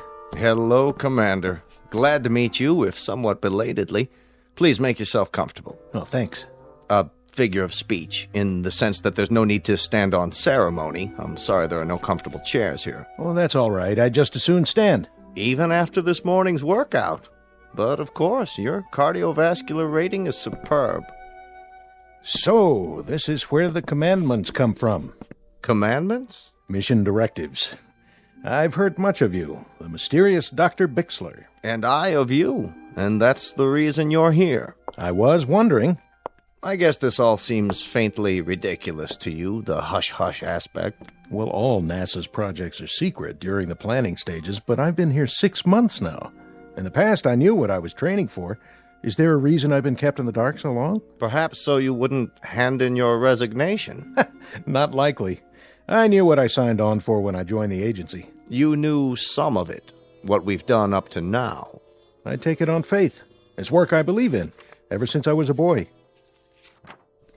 You've been with us for 11 years. Is that a question, sir? More along the lines of an observation. Should you not have realized it, you've been the object of considerable observation over the past several months. I'm well aware of that, but if I may say so, I've never been the subject of so many tests. Not just physical, but psychological. There are reasons, Commander, rather good reasons. What is it you have in mind for me? Or is that still hush-hush? This one is not official yet, or it wasn't until we knew we had the right man for the job. It's not part of the budget we submitted to Congress, but I think we're about ready for a formal announcement. Of what? You've made 11 separate orbital flights. That's right. You orbited the moon, commanded a lunar landing, you're oldest of the astronauts, and you're also the most experienced and the most knowledgeable. I don't know about that. I do. Certainly if we count those who are still active. May I ask you a personal question? Why? You already know everything about me. Not quite. Why did you never marry? Well, that's easy. I never found someone who could put up with me. The months spent in training for a mission, the flight time, there's no woman in the world who could live with that. No, I suppose not. Though several of your fellow astronauts have families. They lucked out. I guess I just never met the right one. You dated in college. You were even engaged once. For about 15 minutes. Once she found out the way I live, on call, at a moment's notice, well, you might say she came to her senses. Very fortunately for her. When the space agency put me on this project, I was told to keep in mind the scientific problems, of which there are a great many, I can guarantee. I'm sure. But also to be aware of the human factor. And that's where you come in, Commander Stansfield. You're the human factor. May I ask you a question? By all means. How long are you going to keep me in suspense? Not much longer, I promise. You recognize this, don't you? A chart of the solar system. That's right. The sun, the Earth down here, our neighbors, Venus, Mars, Jupiter, and so forth, and the moons that orbit them. A lot of places I haven't been to yet. What do we know about our neighbors, Commander? More than we knew a few years ago. Oh, yes, thanks to men like you. Nonetheless, what it boils down to is this. The moon is barren. Mars is a vast, scrubby desert with an unbreathable atmosphere. Venus and Jupiter, both gaseous and poisonous. Pluto and the outer planets are volcanic. In short, our neighbors have only one asset to offer us. They're accessible. They can be reached using current technology. Beyond that, they offer us nothing. Scientific, social, economic, by any standards. They're the Mount Everest of near space. You go to them because they're there. But the accomplishment is in the climb, and once climbed, there are no more challenges. So, where's the next Mount Everest, Doctor? That may be the wisest question you've ever asked, and the most pertinent. Why do you say that? Take a look at this chart. It's a star system in a galaxy well beyond our reach. To date, seen only through the lens of a telescope. We know nothing of it with absolute certainty, except that there is a cluster of 6 planetary bodies. Where? Here, toward the edge of the picture. The small, extremely bright object at the center is a sun, very similar to ours. It's flaming and gaseous and almost exactly the same color temperature. It provides heat and light for these 5 objects here. The ingredients of a solar system like ours, only a bit smaller. The planets run in roughly the same paths as we do around our own sun. Yes, I see. The equivalent of our 5 inner planets. But the rest? You can tell all that? Our astrophysicists can. The distances bear approximately the same relationship to each other as Mercury, Venus, the Earth, Mars, and Jupiter. And given that relationship, this is the most likely system we've found yet that might support life. Are you telling me we've made contact? Not yet.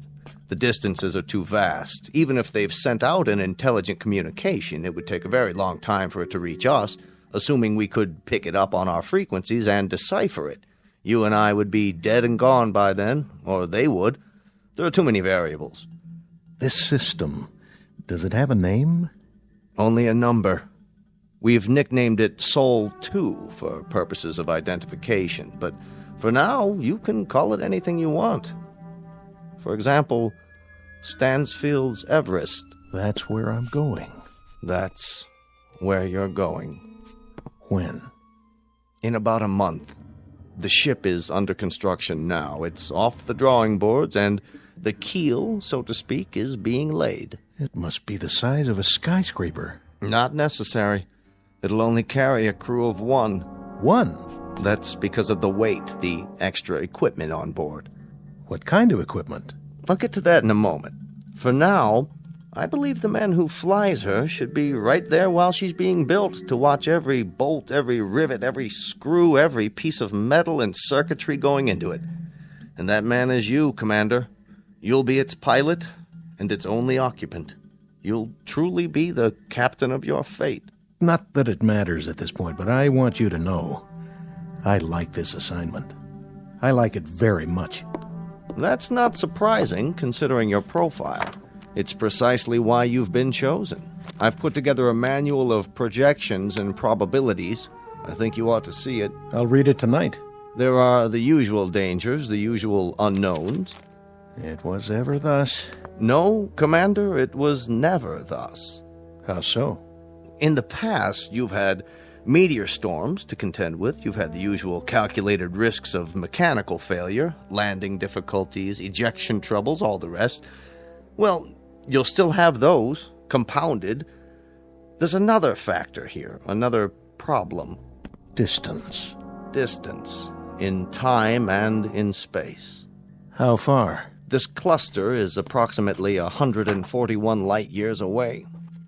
But that means the ship would have to... An ordinary ship. This one will have interstellar drive and an anti-gravity device. It'll be the fastest man-made object ever conceived and launched. Its speed will be like nothing ever dreamed of before. But in terms of the space you have to conquer, it might just as well be an ant crawling across the Sahara. It's a high mountain, isn't it, Dr. Bixler? A very high mountain. The highest, the longest trip in the history of mankind. How long? Your trip there and back will take approximately 35 to 40 years.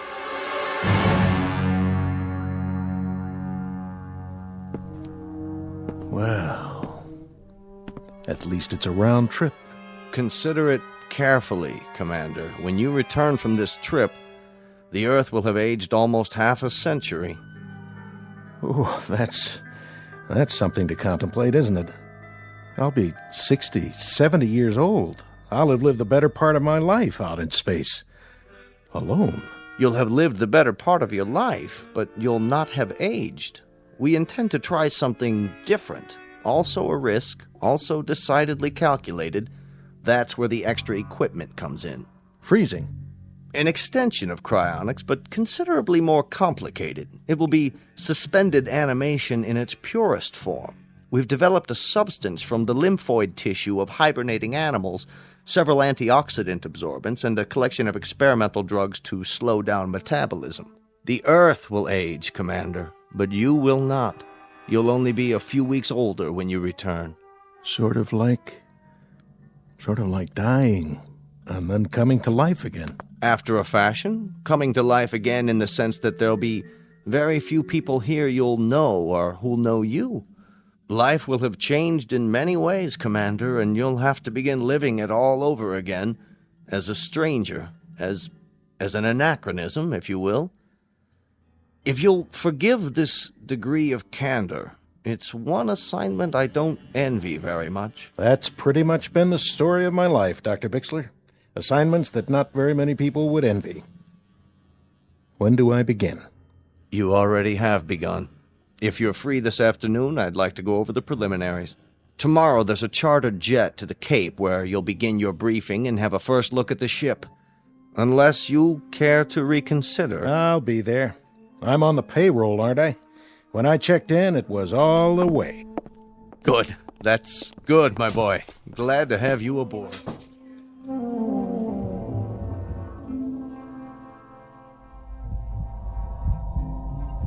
And so it began. That brief, unemotional, very matter-of-fact colloquy between scientist and subject. A small cast of 2 characters. That was the way it should have been. But I very clearly remember the entrance of character number 3.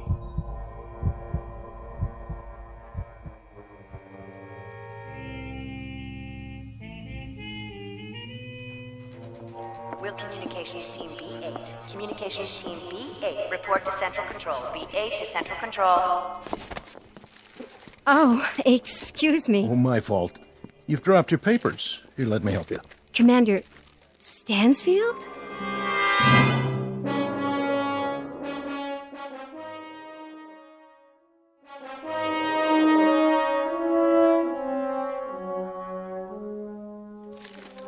Excuse me for staring, but I see your ID badge. Why, you're the one. I don't know whether to thank you for that or report you for insubordination. Forgive me. We've been hearing Stansfield for close to a year. I was beginning to think that you weren't real.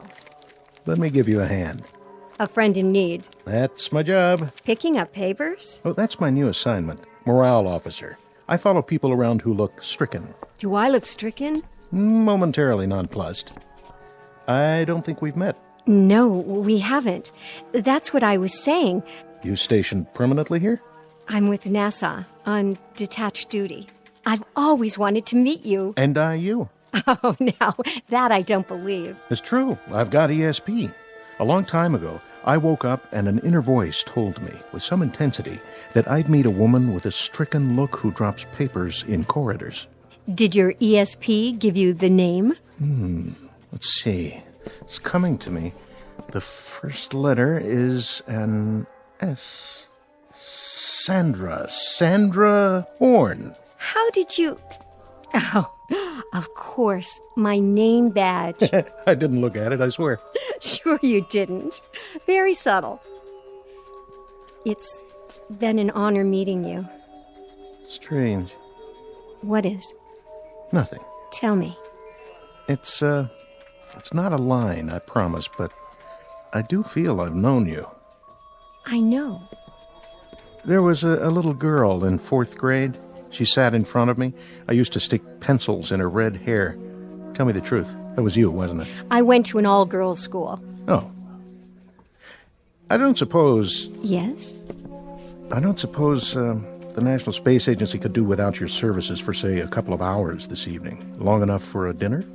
I think, despite the fact that I'm invaluable and the whole space program rests on my shoulders, a 2 or 3 hour period might be carved out. I'm in the book, Commander. Please phone me. I won't phone. I'll pick you up. What kind of food do you like? Any kind. Partial to beef. Also seafood. No shellfish, though. Chinese, Italian, you name it. I'll plan the itinerary and the menu. See you at 8. Arrivederci, lady from the Space Agency. 8 o'clock, then, astronaut. Arrivederci to you, too.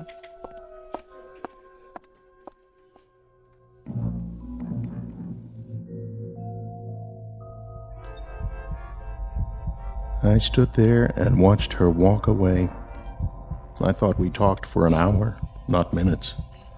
And I knew everything I needed to know about her, even then. The only time in my life it had ever happened to me. And now I return to these things, these simple things. Now in the darkness, and the cold, the solitude, the stillness without measure. I remember music, colors, and a voice.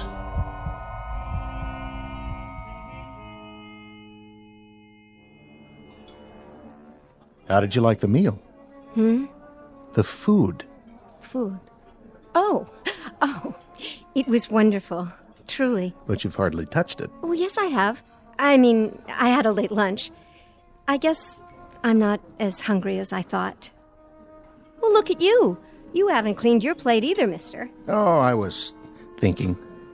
About what? Do you dance? No, not really. Neither do I. Never learned how. Oh, come on. I missed all the dances at school, even the prom. I don't believe that for 1 minute. Would I lie to you?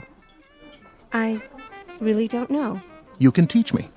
What? Just the basic two-step or whatever they call it. You're asking the wrong person. Am I? Besides, they wouldn't let us dance in here. They wouldn't notice. A couple of duffers like us. Quick, don't look. How many people at the next table? I haven't noticed. My point exactly. They don't care about us either. Stand up. Oh, I couldn't. You're looking at me. Sorry. Something wrong? It's just that a month from now, you'll be off in space. And by the time you come back down again... You want to talk about that now? Only for the following absurd reason. I've known you for exactly 3.5 hours. Is that all it's been? That's all. 3.5 hours. A long dinner and a short dance. And already... Already what, Sandy? Already, I feel a sense of loss.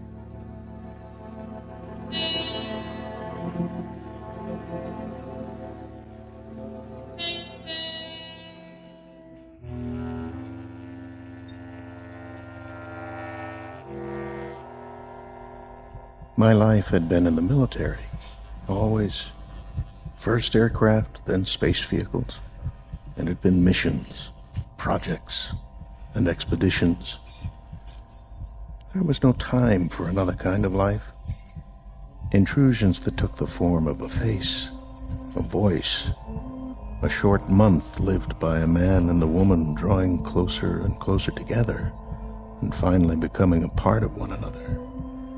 There's so little time for such a thing, for such a small thing.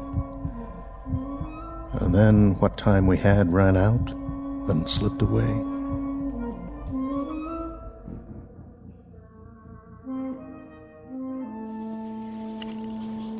Rechecking fuel supply. Fuel supply? Check. Testing rockets. Mark it from 5. Mark. 5, 4, 3, 2, 1. Calibrate fuel consumption. Fuel flow at 0.25 and holding. Check and double check. All systems go. T-minus 120.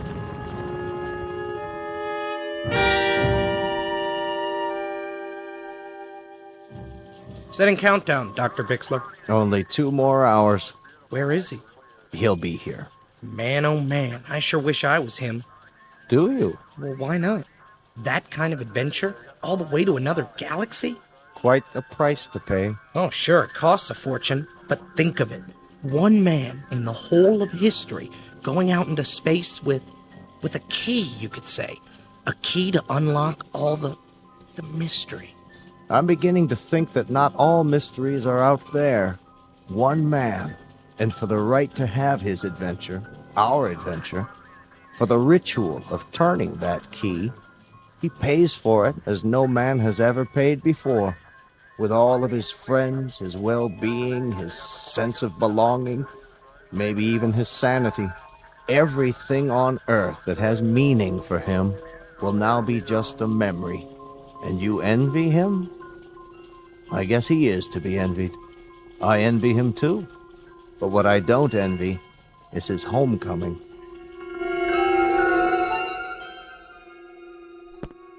Sandy? Hello, Doug. I thought we agreed. I know, but I had to see you. It only makes it harder. I wanted to give you something. A small, unofficial gesture from one of the lesser bureaucrats of our good, gray, respectable government. Sandy. Unofficial, and very much apart from protocol. But I couldn't let you leave, Doug. Not without saying goodbye. Not without telling you that I loved you very much. That I shall sorely miss you. That my life, whatever is left of it, will be a strangely meaningless, dull, and empty place without you to share it. No. Shh. And this last paragraph. I wouldn't say this to you if I didn't know you were the kind of man you are. If I thought it would even remotely affect you, or at least what you plan to do. I wouldn't say any of this. But I know you. I know that you're built out of a very strong alloy, and you may bend a little, but you'll never break. It's a very odd thing, Sandy. Very odd.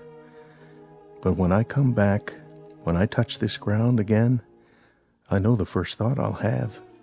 I know the first thing it is I'll want to see. The first thing I'll want to touch. I'll be the little old lady in the lace shawl, the one waving the welcome home sign. So look for me, Doug, will you? Look for me on the fringe of the crowd. I'll be the one carrying the sign.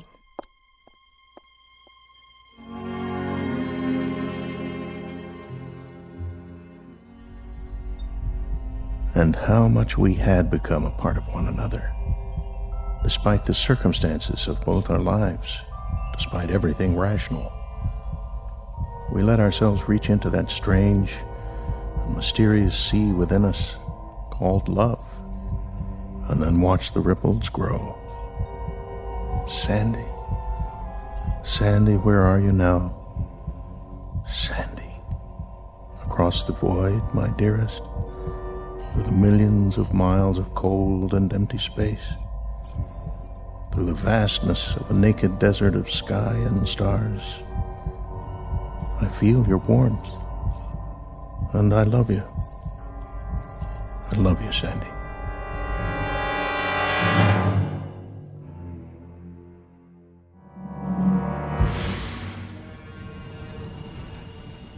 Final countdown.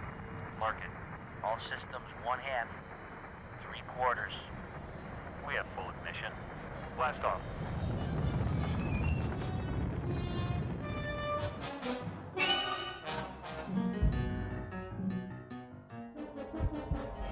I move now. I streak across the heavens. I leave behind an earth that changes even now beyond my closed eyes. This, then, is the hero's journey. From a warm place of leaves and trees and summers full of dreaming to a cold orb hanging in a dark sky, and a place I do not know. To return one day with stories to tell my tribe on the rock they call home.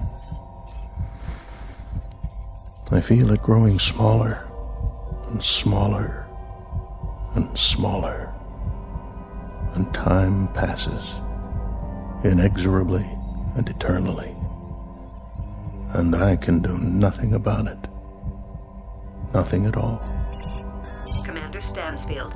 Douglas. Scanning vital signs. Life functions. Check. Metabolism. Stable. Return mission. On course. Re-entering Earth's solar system. Prepare for approach. Initiate signal transmission. And now it ends where it began. Time without measure, reduced to a single point of light. I see it. The blue seas, wrapped in clouds, a flash of green showing through, where humankind sits on a rock and waits for the word from above. Or perhaps they do not wait.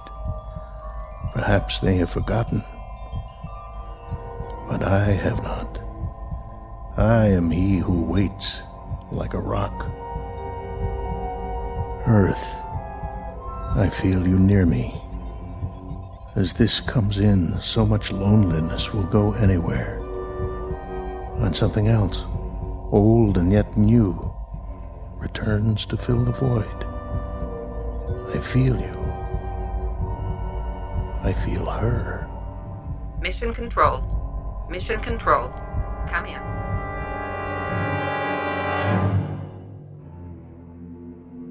What's this? Where? On the Trivet. Looks like a craft on the approach. Yeah, I see it, but what kind of craft? Could be a missile. Activate the defense shields. Setting coordinates. Locked on. Lasers on standby. This is gonna be easy. Almost too easy. Whoever he is, he's a sitting duck. Wait a minute. Look at the shape of that thing. Some kind of retro design. Hey, bring it up on the holoscreen. I can almost make out the numbers. Run a pattern recognition. That'll nail down the model and country of origin. Scanning for recognition.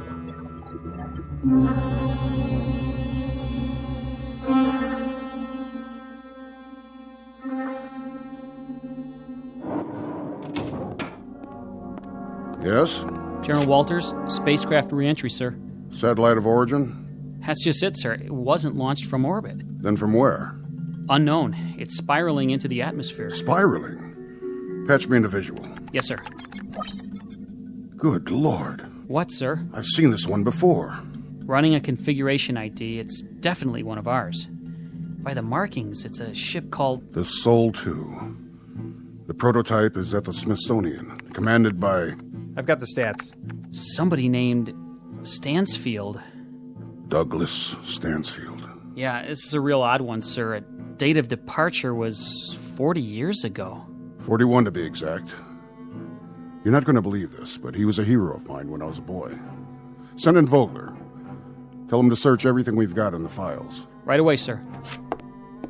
It's downloading now, General. Who is he, anyway? One of the pioneers. Been in space several decades. Really? Presumed lost a long time ago. Put it on the screen. Here's a report. He's been out of contact. This is the first communication we've had. The date, the log entries. He was tracked on radar when he left Earth space. But communications must have malfunctioned a few hours after he left the ionosphere. 41 years. And now they come back. Every month. Every year. They keep coming back. Like aging birds returning to a nest. For what? That's the question. They went off on missions that became obsolete almost the moment they were out of sight. To blaze trails we've already charted by now. To bring back discoveries that aren't discoveries anymore. And still, they keep coming back. Burnt. Dented. Aged. And they keep coming back. Look at this. What? The footnote. This is a funny one. Let me see. There's an item inserted from a man named Bixler. Bixler? As I recall, he was one of the project people years and years ago. He probably handled the Stansfield mission. It says we're to contact a Miss Sandra Horn. Who's that? Sandra Horn. A friend of Commander Stansfield. And where would we find her, sir? In an old folks' home? According to this, you'll find her in the hibernation room. A young woman of approximately 26 years of age. She must have been very much in love with him. Very devoted. A devotion without precedent. Say a prayer, son. A prayer, sir? That we find her alive. General Walters? Miss Horn, you look very well. Do I? You look just fine. Which may sound idiotic. But what do I say to someone who's just had a 40-year sleep? I was told Commander Stansfield... Commander Stansfield's ship landed 6 hours ago. I asked to see you first. What about Commander Stansfield? In good health. Naturally very tired. I want to see him. I must see him. You shall see him. But I had to talk to you. Is something the matter? I'll make this as brief as possible. Commander Stansfield had a communications failure. It occurred probably within the first 12 hours of his departure. There was only sporadic contact made during his entire flight, there and back. He reached the other galaxy. He reached it, he landed, he took off, he returned. There was no life where he went.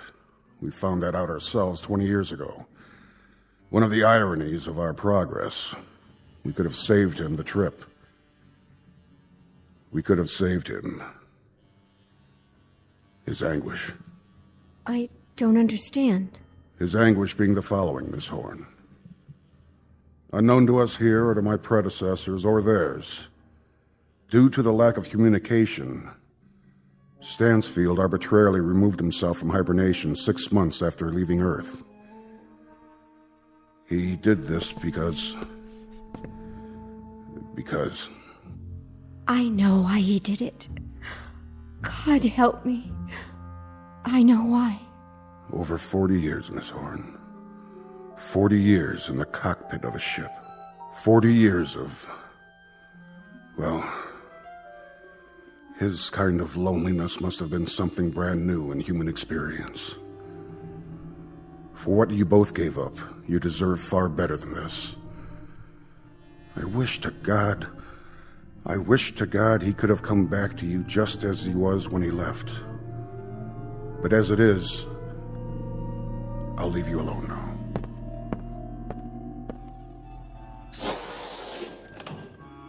Doug?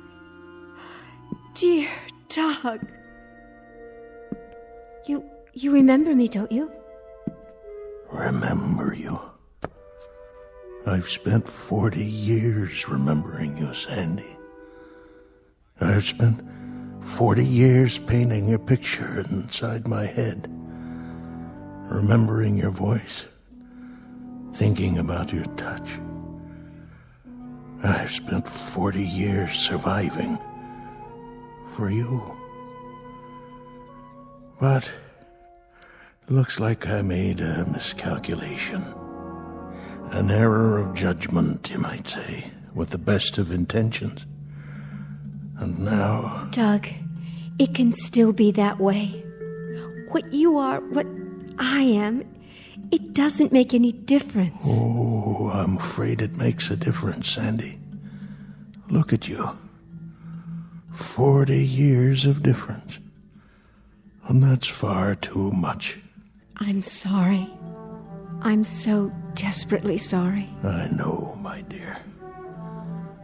I had a lot of years to ponder the possibilities. But I didn't consider this one. Years that I didn't think would ever pass. Years that I sometimes wished wouldn't pass.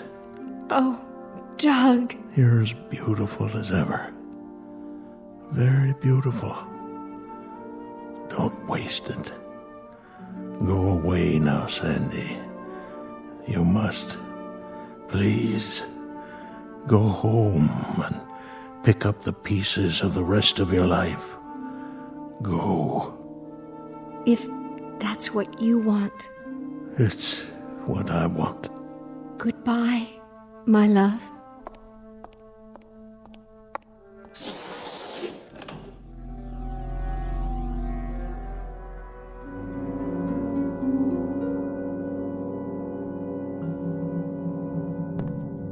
Stansfield, if I may say so, you're an incredible man. Really, quite an incredible man.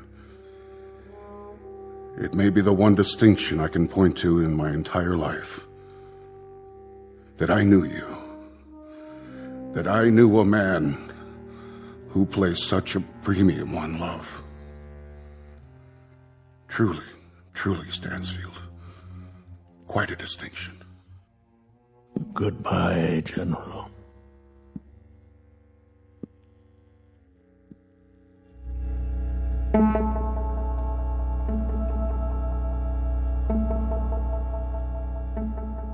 Commander Douglas Stansfield, one of the forgotten pioneers in the space age, pushed aside by the flow of progress and the passage of years. Our tale of irony and the ionosphere and a ferocious travesty of fate that could only happen in the Twilight Zone.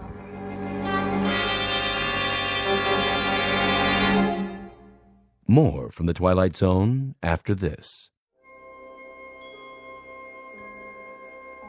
Hi, this is Carl Amari, producer of the Twilight Zone radio dramas. I'd like to take a moment to tell you about our official website at twilightzoneradio.com, where you'll get the latest news and information on these Twilight Zone radio dramas. Plus, at twilightzoneradio.com, you can digitally download 3 free episodes or any of our episodes for only $1.95 each. In this age of ever-changing technology, we've decided to make these episodes instantly available to you by making the Twilight Zone radio dramas a digital download-only series. This means that this series will no longer be offered on CD. The CD collections at our website are now being offered while supplies last at buy one, get one free. So be sure to get your favorites before they're sold out. Be sure to visit us often, and I'll see you in the zone.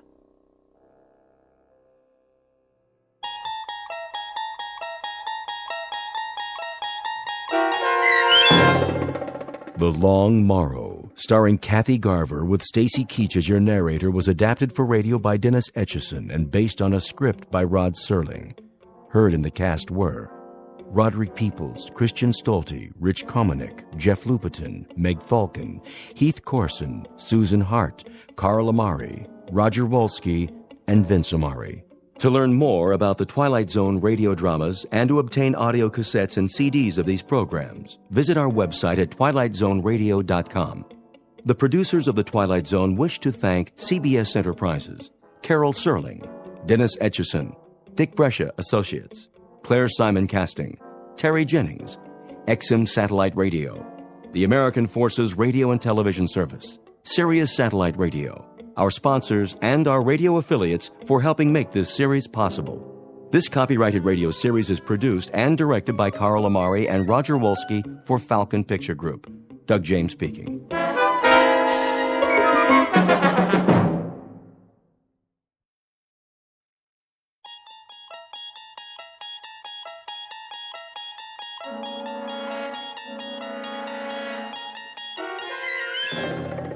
You unlock this door with the key of imagination. Beyond it is another dimension, a dimension of sound, a dimension of sight, a dimension of mind. You're moving into a land of both shadow and substance, of things and ideas. You've just crossed over into the Twilight Zone.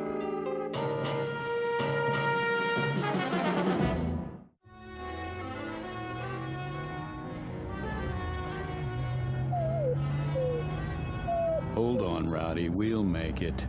There's a fork in the road up ahead. Oh, haven't they heard of signs around here? No, I didn't think so.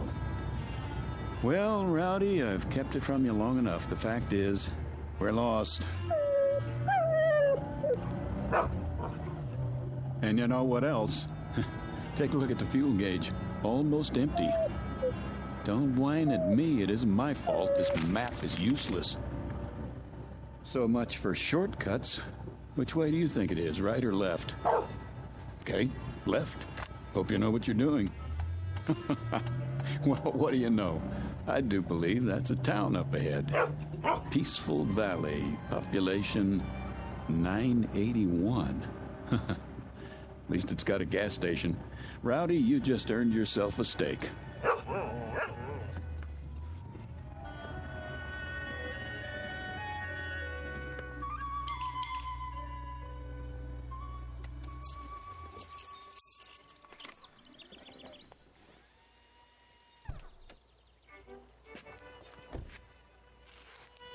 Hey, anybody here?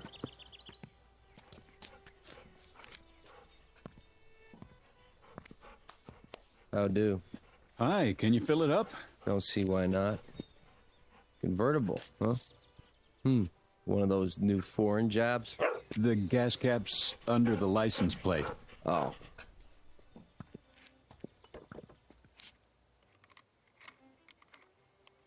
Well, I'll check the oil and water. Sure enough.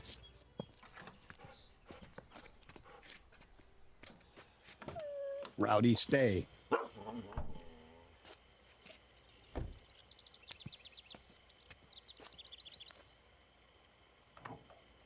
Pretty empty, huh? She's running on fumes. How'd you let that happen? Oh, I listened to a friend.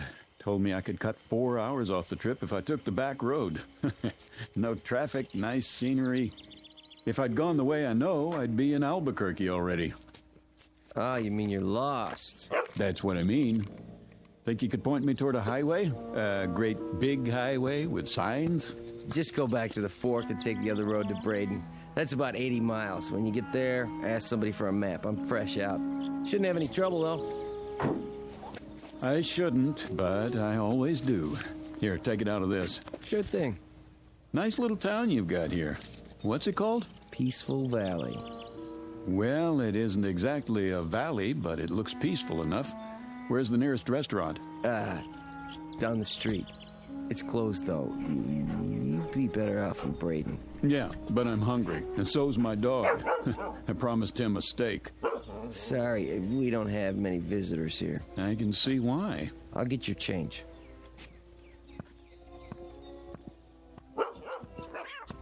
Kitty, stop it.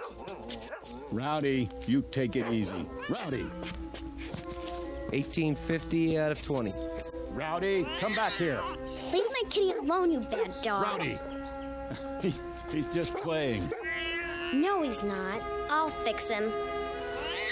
What's that?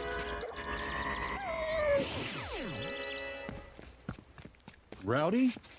Hey, where is he? What did you do to my dog? What dog, mister?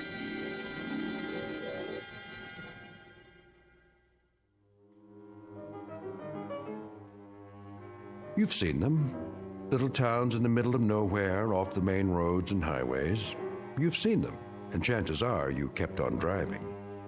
But have you ever wondered about them? Who lives in these towns? Who are they? What do they do, and why do they stay? Philip Redfield never bothered to ask such questions, and until now he had no reason to stop and find out. If not for his dog, an errant cat, and a little girl with a peculiar electronic device, he might have driven through Peaceful Valley and continued on his way without a second thought. But he can't do that now, because, whether he knows it or not, this particular shortcut has led him off the beaten path and into the capital of the Twilight Zone. And now, the Twilight Zone and our story, Valley of the Shadow, starring Chelsea Ross, with Stacy Keach as your narrator.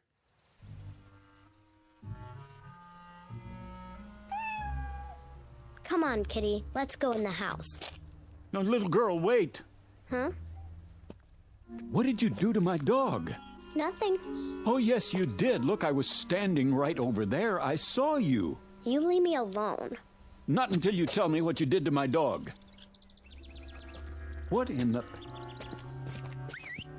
Rowdy, here! Here, boy!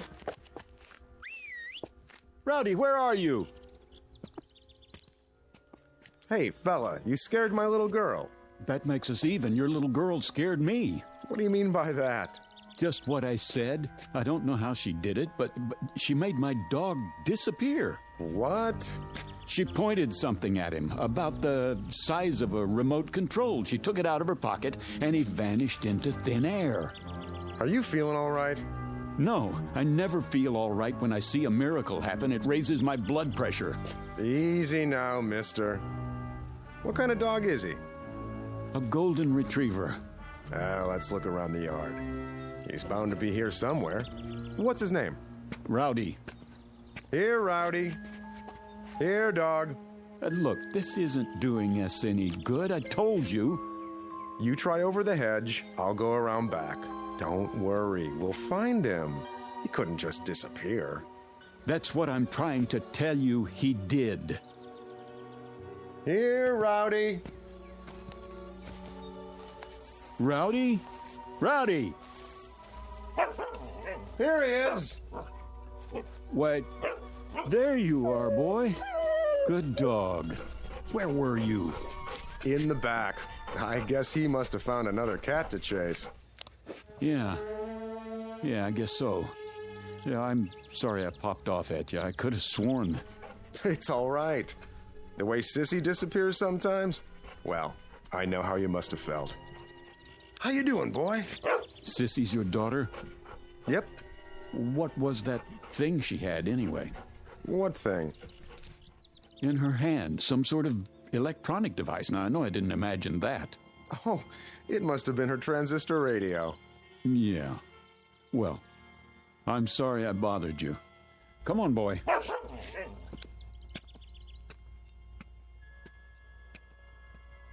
I'm sorry, Dad. I didn't know anyone would see me. It's all right, Sissy. It'll be taken care of.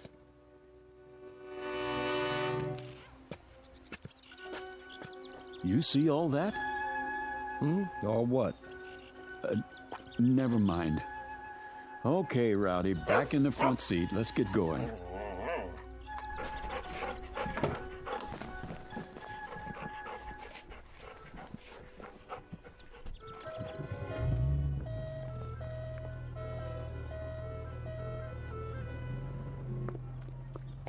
Hey, Braden's the other way. I know, you told me.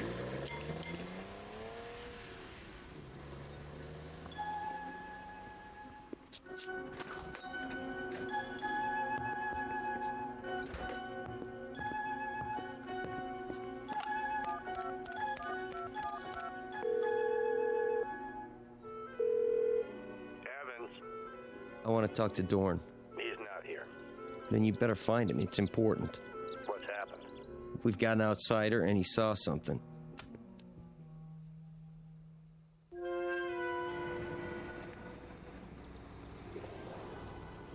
There's the restaurant. The sign in the window says, closed, all right. Great. Well, don't worry, Rowdy. I said I'd find you a steak, and I will, somewhere.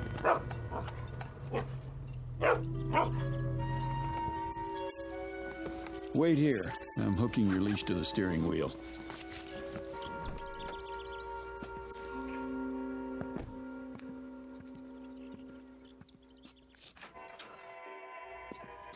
Hello? Anybody here? Hello?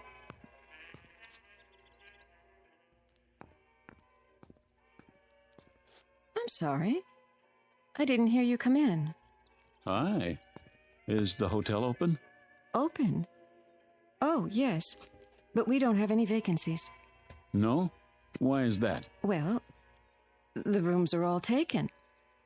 But all the keys are still hanging on the wall. Everybody's out. Is that right? Well, the fact is, I don't want a room. I just wanted a restaurant. Maybe you could make a suggestion. I'm afraid it's closed. You mean there's only one restaurant in Peaceful Valley? Yes, sir. Then where do you eat? At home. And what about your guests? They do eat, don't they? If you'll excuse me, I have some work to do. Just a second, miss. Look, my name's Philip Redfield. I'm a newspaper reporter, and if I sound nosy, I guess that's because it's part of my job. Oh, I see. You don't mind, do you? No. Good. Then just answer one question for me. Look, ever since I pulled into town, people have been trying to get rid of me. They have? At least that's the feeling I get. I was just wondering why. Well, we don't get many outsiders. So I've heard. Enough to fill the hotel, though. I really have to go. I think you should too, Mr. Redfield. All right. I get the hint. Oh, miss. Yes? Mind if I take one of your newspapers? What? Oh, not at all. Please. Hey, you better get your subscription renewed. This paper's 9 years old.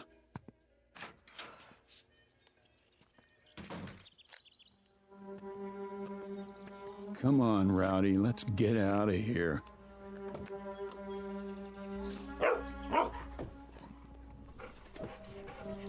So long, Peaceful Valley. Thanks for the memories. You tell him, boy, nothing here for us. Just let me turn around. A few minutes from now, we'll be back in the real world. Oh, it's a good thing they don't fix this road. Might make people want to come here. There's the fork. Don't see any stop sign. Do you, Rowdy? Nope, me neither. Well, let's punch it.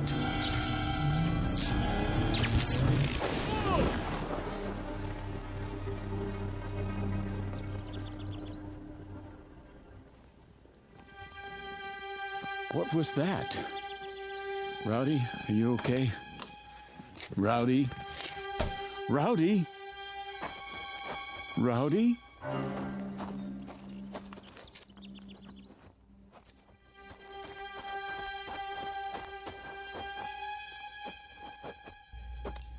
Rowdy?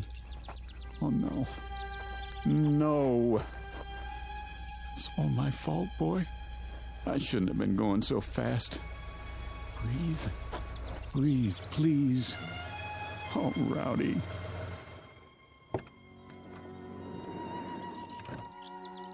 Rowdy. Had an accident, did you? No, an accident had me. I had the top down. He was thrown out of the front seat. There's no heartbeat. Let me check. Nope. I don't believe it. He's dead. Front end's pretty smashed up. Radiator shot, too. Doesn't make sense. The road was clear. There wasn't another car for miles. Maybe it was a rock. There are no rocks around here. Can't be too sure. Yeah, must have been. Rain washes some big ones into the road every now and then. If there were, it would still be here. Could have knocked it off the road. Come along, Mr. Redfield. Come where? We'd better get you to a doctor. What about my dog? You have nothing to worry about. Can you walk okay? Here, lean on me. Wait a minute. I don't think I want to go back into town. Not your town, anyway. You need to be examined. I'm all right, I tell you. You don't know that. Could be internal injuries. If anything's wrong with you, it'll be on our conscience forever. Take it slow.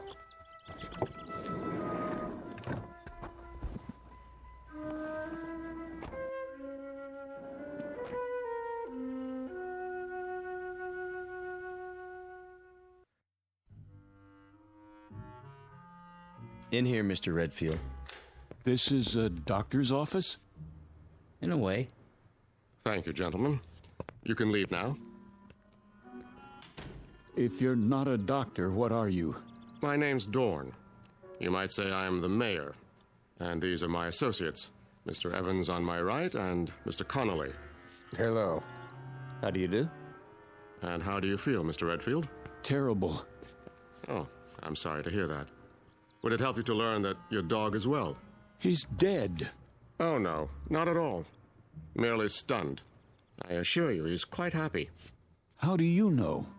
Mr. Swanson called in. That's the man who helped your dog. He thought you'd be pleased. I am, if that's true. You have a suspicious nature, don't you? I thought I was supposed to see a doctor. Oh, of course. But you don't really need one, do you? If you did, we'd have one here in no time, believe me. Then why am I here? Just to bring us all up to speed, in a manner of speaking. Please, sit down.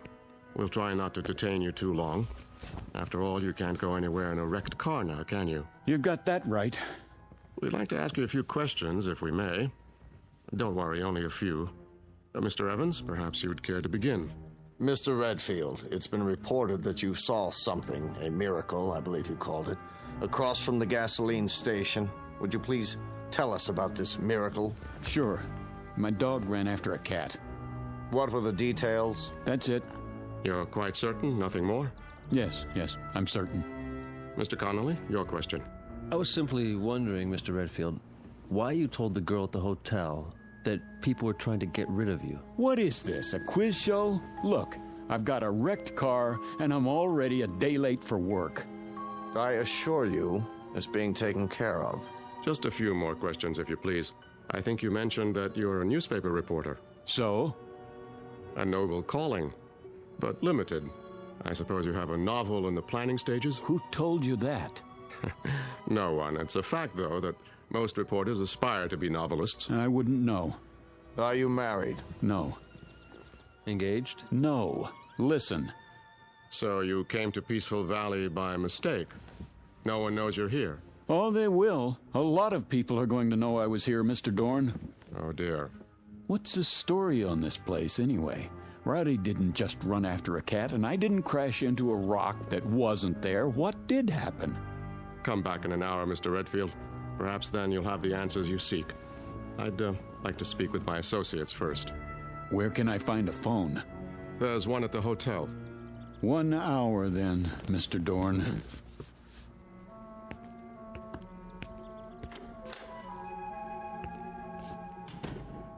Do you think it's wise letting him go like that? He'll be watched.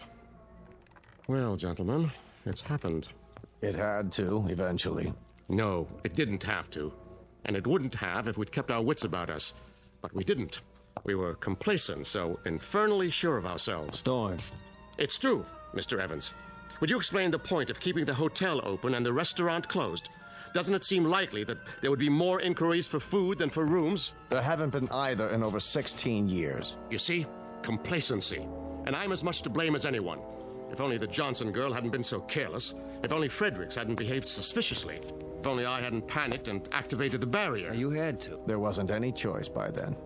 So now an innocent young man who's done no one any harm must suffer for our mistakes.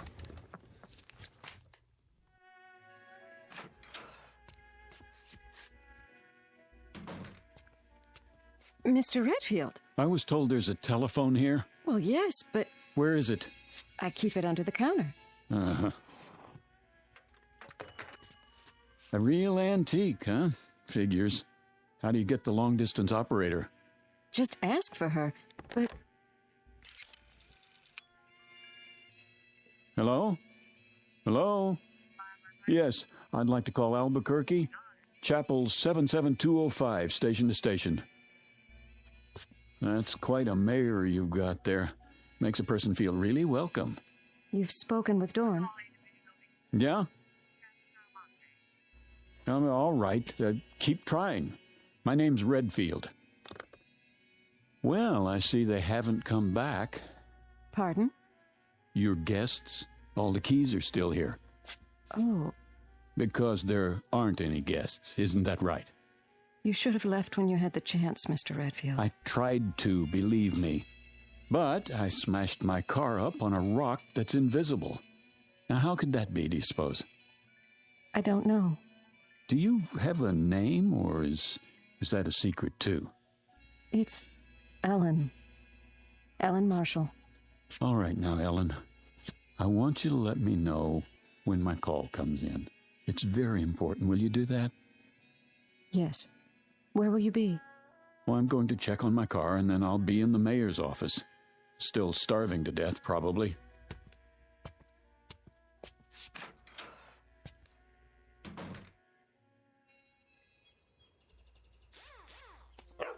Rowdy! How you feeling, boy? I counted you out, you know that?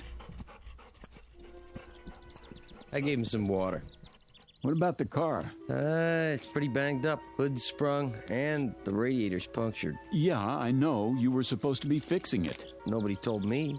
Well, I'm telling you. Can't do anything unless it's authorized. It is authorized. $200 extra in cash if you get it fixed by tonight. Consider it a bonus. It has to be official. Sorry.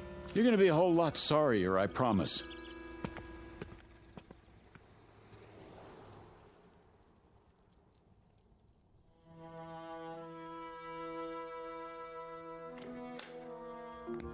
Mr. Redfield, come in. I thought you said my car was going to be repaired. Sit down, please. I don't want to sit down. I want to know why nothing has been done to my car. Why is it just sitting out there? Primarily, Mr. Redfield, because you won't be needing it anymore. No? And why not? Because you are never going to leave Peaceful Valley. Is that supposed to be a threat? You see, Mr. Redfield. Now, the situation is rather complicated. While we hold no brief against you personally... Wait, I think I've got it figured out. Oh? Peaceful Valley is an insane asylum, and you're the head lunatics. I'm never going to leave. Who's going to stop me? We are, if necessary. There's nothing you can do, Mr. Redfield. We'll see about that.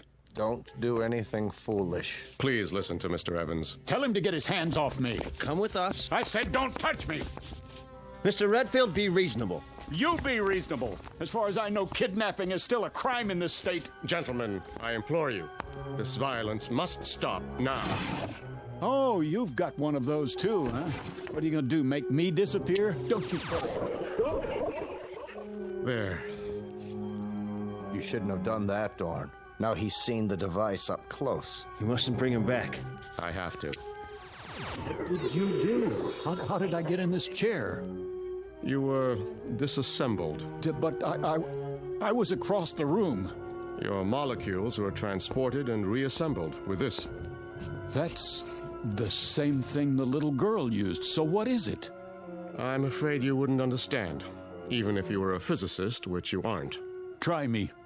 Let's say it's a device by which we move objects from one location to another. All things are collections of atoms with spaces in between. Even you, Mr. Redfield. And those atoms are in a given mathematical order. This mechanism breaks them up and stores them, then puts them together again in the same order. That's ridiculous. Perhaps. But it saves time when you want to move your furniture around. Dorn. Yes, Mr. Evans? Let's get this over with. What's he talking about? You smelled a story in this town, Mr. Redfield. And you were right. You turned off onto the road to Peaceful Valley. You saw certain things that defied logic. You became curious. So we had to stop you. And now, I'm sorry to say, we must do worse. Because you have stumbled upon the best-kept secret in the world. What secret? Our gift. Dorn. Relax, gentlemen. It will do no harm to tell him now. Our gift, Mr. Redfield, bestowed on the people of this village. 104 years ago, a man came to Peaceful Valley. From what land or even what planet, no one knows. Oh, come on. He was a brilliant scientist, but he was also wise, as you shall see. From his brain came equations the likes of which no one has seen or dreamed of. No one on this planet, at any rate. What kind of equations? Of course, I can't tell you what they were, but you're aware, I trust, that the basis of this complicated process we call life is energy. It is a powerful, mysterious force. If enough of it were to strike a single square inch of Earth, it could run all the machines in the world. It could perform miracles. And you expect me to believe in this magic? No magic. The scientists' equations unlocked the force, Mr. Redfield. And from them has come the greatest power for good or for evil that the universe has ever known. Where do you come in? He decided to entrust his secret, the equations and the machines he'd built, to 3 men. He instructed them to give the people of Peaceful Valley the benefits of this power, but under no circumstances to reveal the secret to the outside world. It was to be kept here until humanity learns the ways of peace. And that is your story, Mr. Redfield. So you can see why we cannot allow you to leave. Our law is very clear. It says, let him who discovers the secret be eliminated. There is more at stake here than your life, much more. And now it's time to finish it. What are you doing? Come with us. Get away from me! Don't make it hard on yourself. Come, Mr. Redfield, we can't do it here. I promise you it won't hurt a bit. No! Wait! Wait!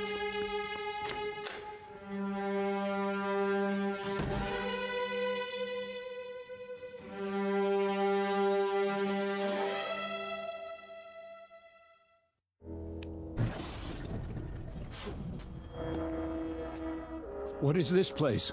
A laboratory, built by our benefactor. There's the original of the dissimulator, somewhat larger than the one we used on you upstairs. And this is a second-generation model. The same principle, with one important difference. It works in what we call the time dimension. No end of uses for it. For example, please step over here, Mr. Redfield. And don't be afraid. Mr. Connolly? Yes? Hand me that letter opener on the desk. Now, let's say that your automobile accident had been more serious. If you had been injured, if some metal had penetrated your flesh, like this. You stabbed me. Precisely. But don't worry. As soon as I direct the time ray at your wound, you will be restored to a moment before the letter opener entered your chest.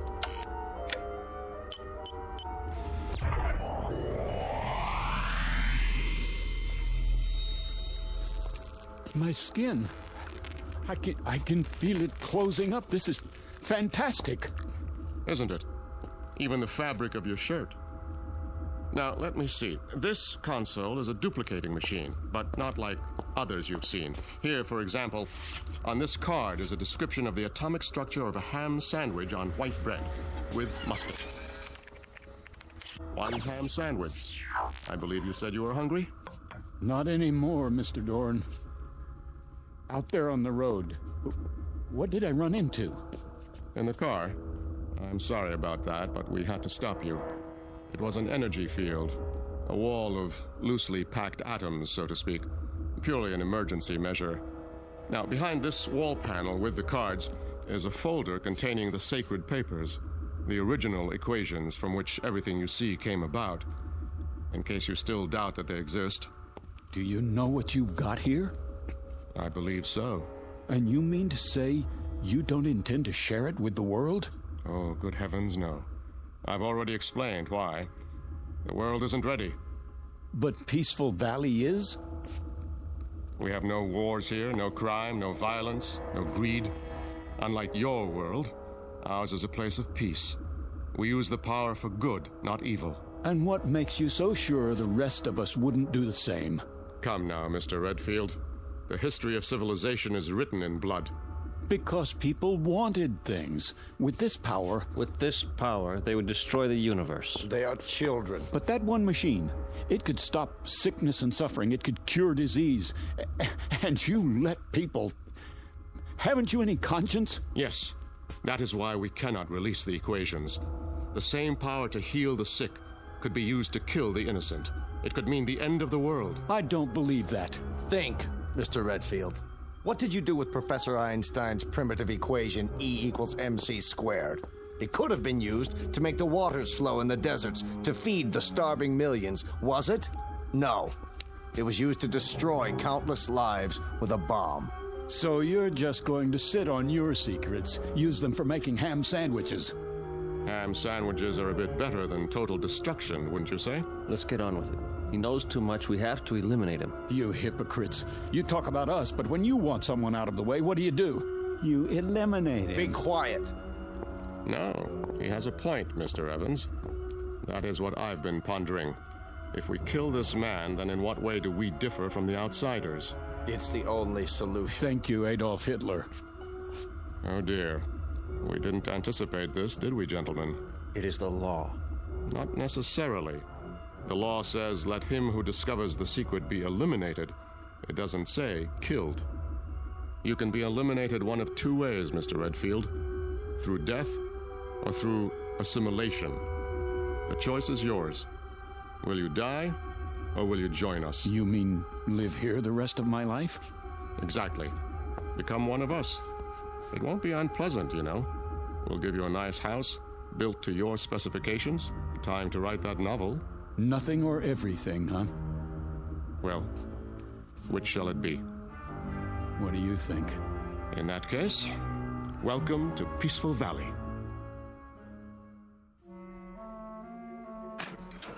I've equipped it with bookshelves, a desk, reference materials, paper. I'm sorry about the old-fashioned typewriter. We couldn't find a card for anything newer. But Dorn has promised me... Miss Marshall. Yes? Why are you going to all this trouble? Because Dorn asked me to.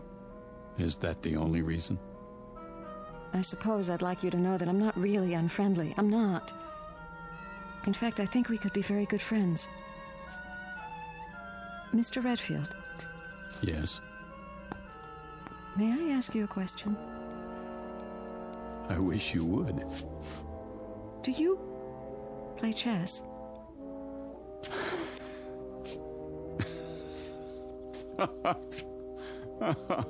Oh, that's great. Is something the matter? No, everything's fine. You do like the house, don't you? I tried to make it nice. It's beautiful, Ellen.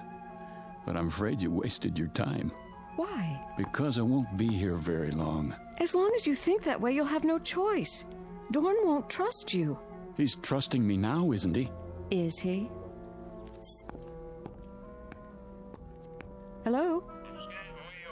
I'm leaving Mr. Redfield's house now. You see, I'm required to tell him everything you do. But you're not like the others. If you get hungry or want anything, call me. I'll look in on you later. Oh, and don't try to go beyond the border. The force field's still active.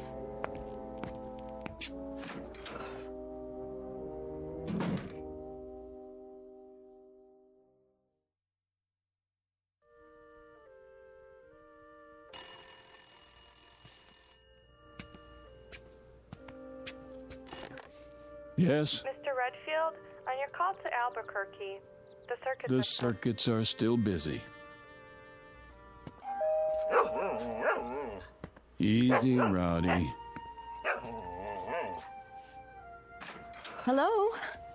I brought you a new typewriter ribbon and some erasers for now. Dorn's still looking for the atomic structure of a word processor. Thanks. Have you started the novel yet? Not really.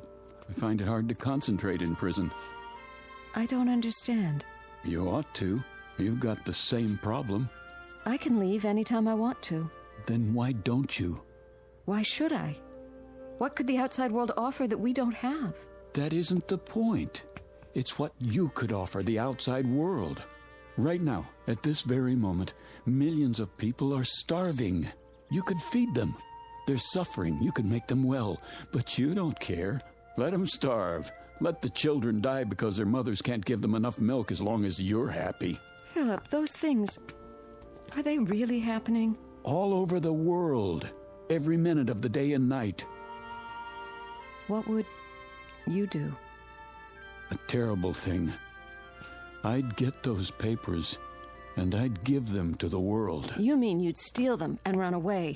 But you promised Dorn... I promised myself to be a decent human being, and that means helping other human beings. And what's the use? You don't know what I'm talking about. You never wanted anything you couldn't whip up in 10 seconds like a cake. I did once.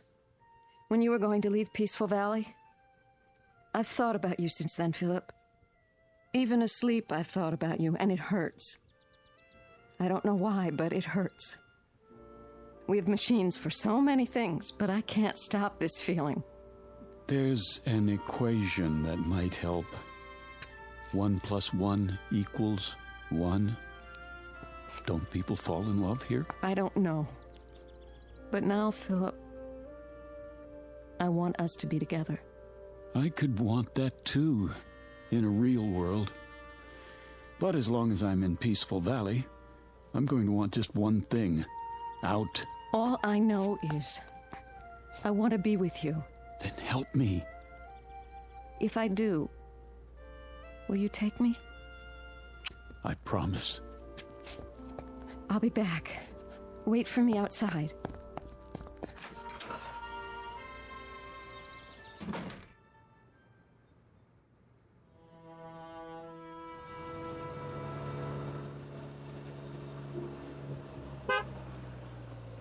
Easy, Rowdy.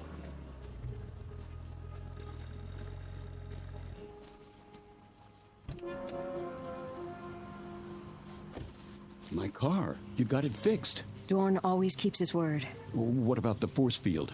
I had him take it down temporarily so I could check the road outside of town.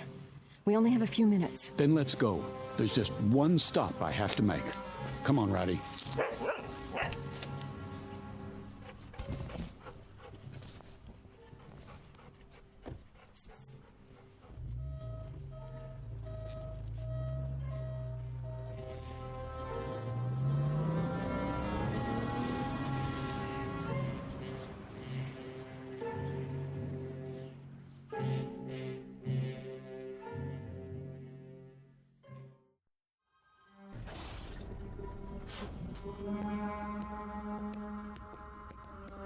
There. The equations. And what else? What do I need? Maybe, atomic structure of gold. Guitar. Gun. 38 police special. That'll do. Put the equations back, Mr. Redfield. Get out of my way. Do as I say. No, you don't. Not this time. Dorn! He's bleeding. Use the time ray, quickly. Keep your hand off that machine. I don't want to shoot you. Don't! What have you done? We've got to restore them. What are you? I can't let them die. Are you going to shoot me too? No, of course not, but... Have you looked at the equations? Right here. Wait a minute. The first one's blank. The second one, they're all blank.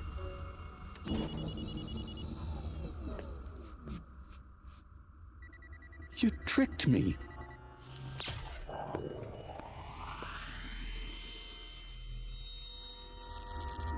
Thank you, Miss Marshall. So now you see what would happen if our secret were to get out? The first thing you do is make a weapon. The second, you kill with it. It was all a setup, and you were part of it. Everything you said was a lie. Not everything, Philip. She thought you would prove your good intentions, as I did. But you are like the others. You believe that if the end is just, then so are the means. A pity. You have lost paradise, Mr. Redfield, and you don't even know why.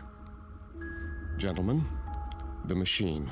Yes, sir. So now you're going to do the same thing. Not quite. You're going to be rendered harmless, but it will not be an execution. I've been studying our law, and I believe I have found a way with the second-generation machine. Try to appreciate our position. Imagine a state which has carried the death penalty on its books for 100 years, but has never had to invoke it. That was the case here. You were our first prisoner, so to speak, and you forced us to re-examine our law.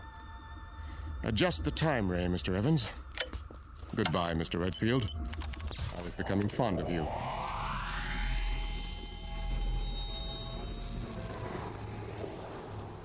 Here's your change, mister. What? Your change? Oh, sorry. I must have dozed off for a second. Happens when you drive too long. Yeah. You say Braden's back that way. 80 miles. Down, boy. It's just a cat. You stay. That's strange. Anything wrong? Well, just that woman who walked by. Thought I knew her. Wishful thinking, I guess. Nice little town you've got here. We like it. Well, so long. Don't know that I'll be back this way, but keep it peaceful.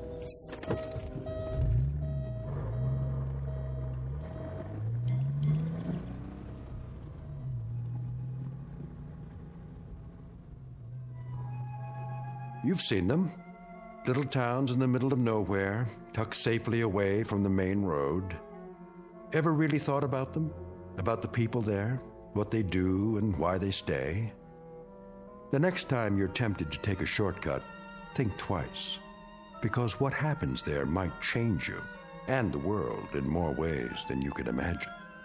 Of course, change can be a good thing, as long as you're on your way out of and not into the Twilight Zone.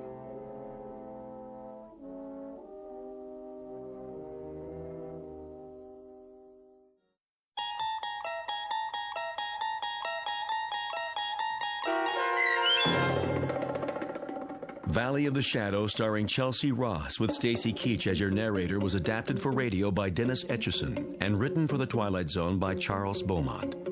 Heard in the cast were David Darlow, Frenette Lebo, Christian Stolte, Amanda Amari, Doug James, Steve Key, Kurt Nabig, Richard Shavzin, Carl Amari, and Roger Wolski.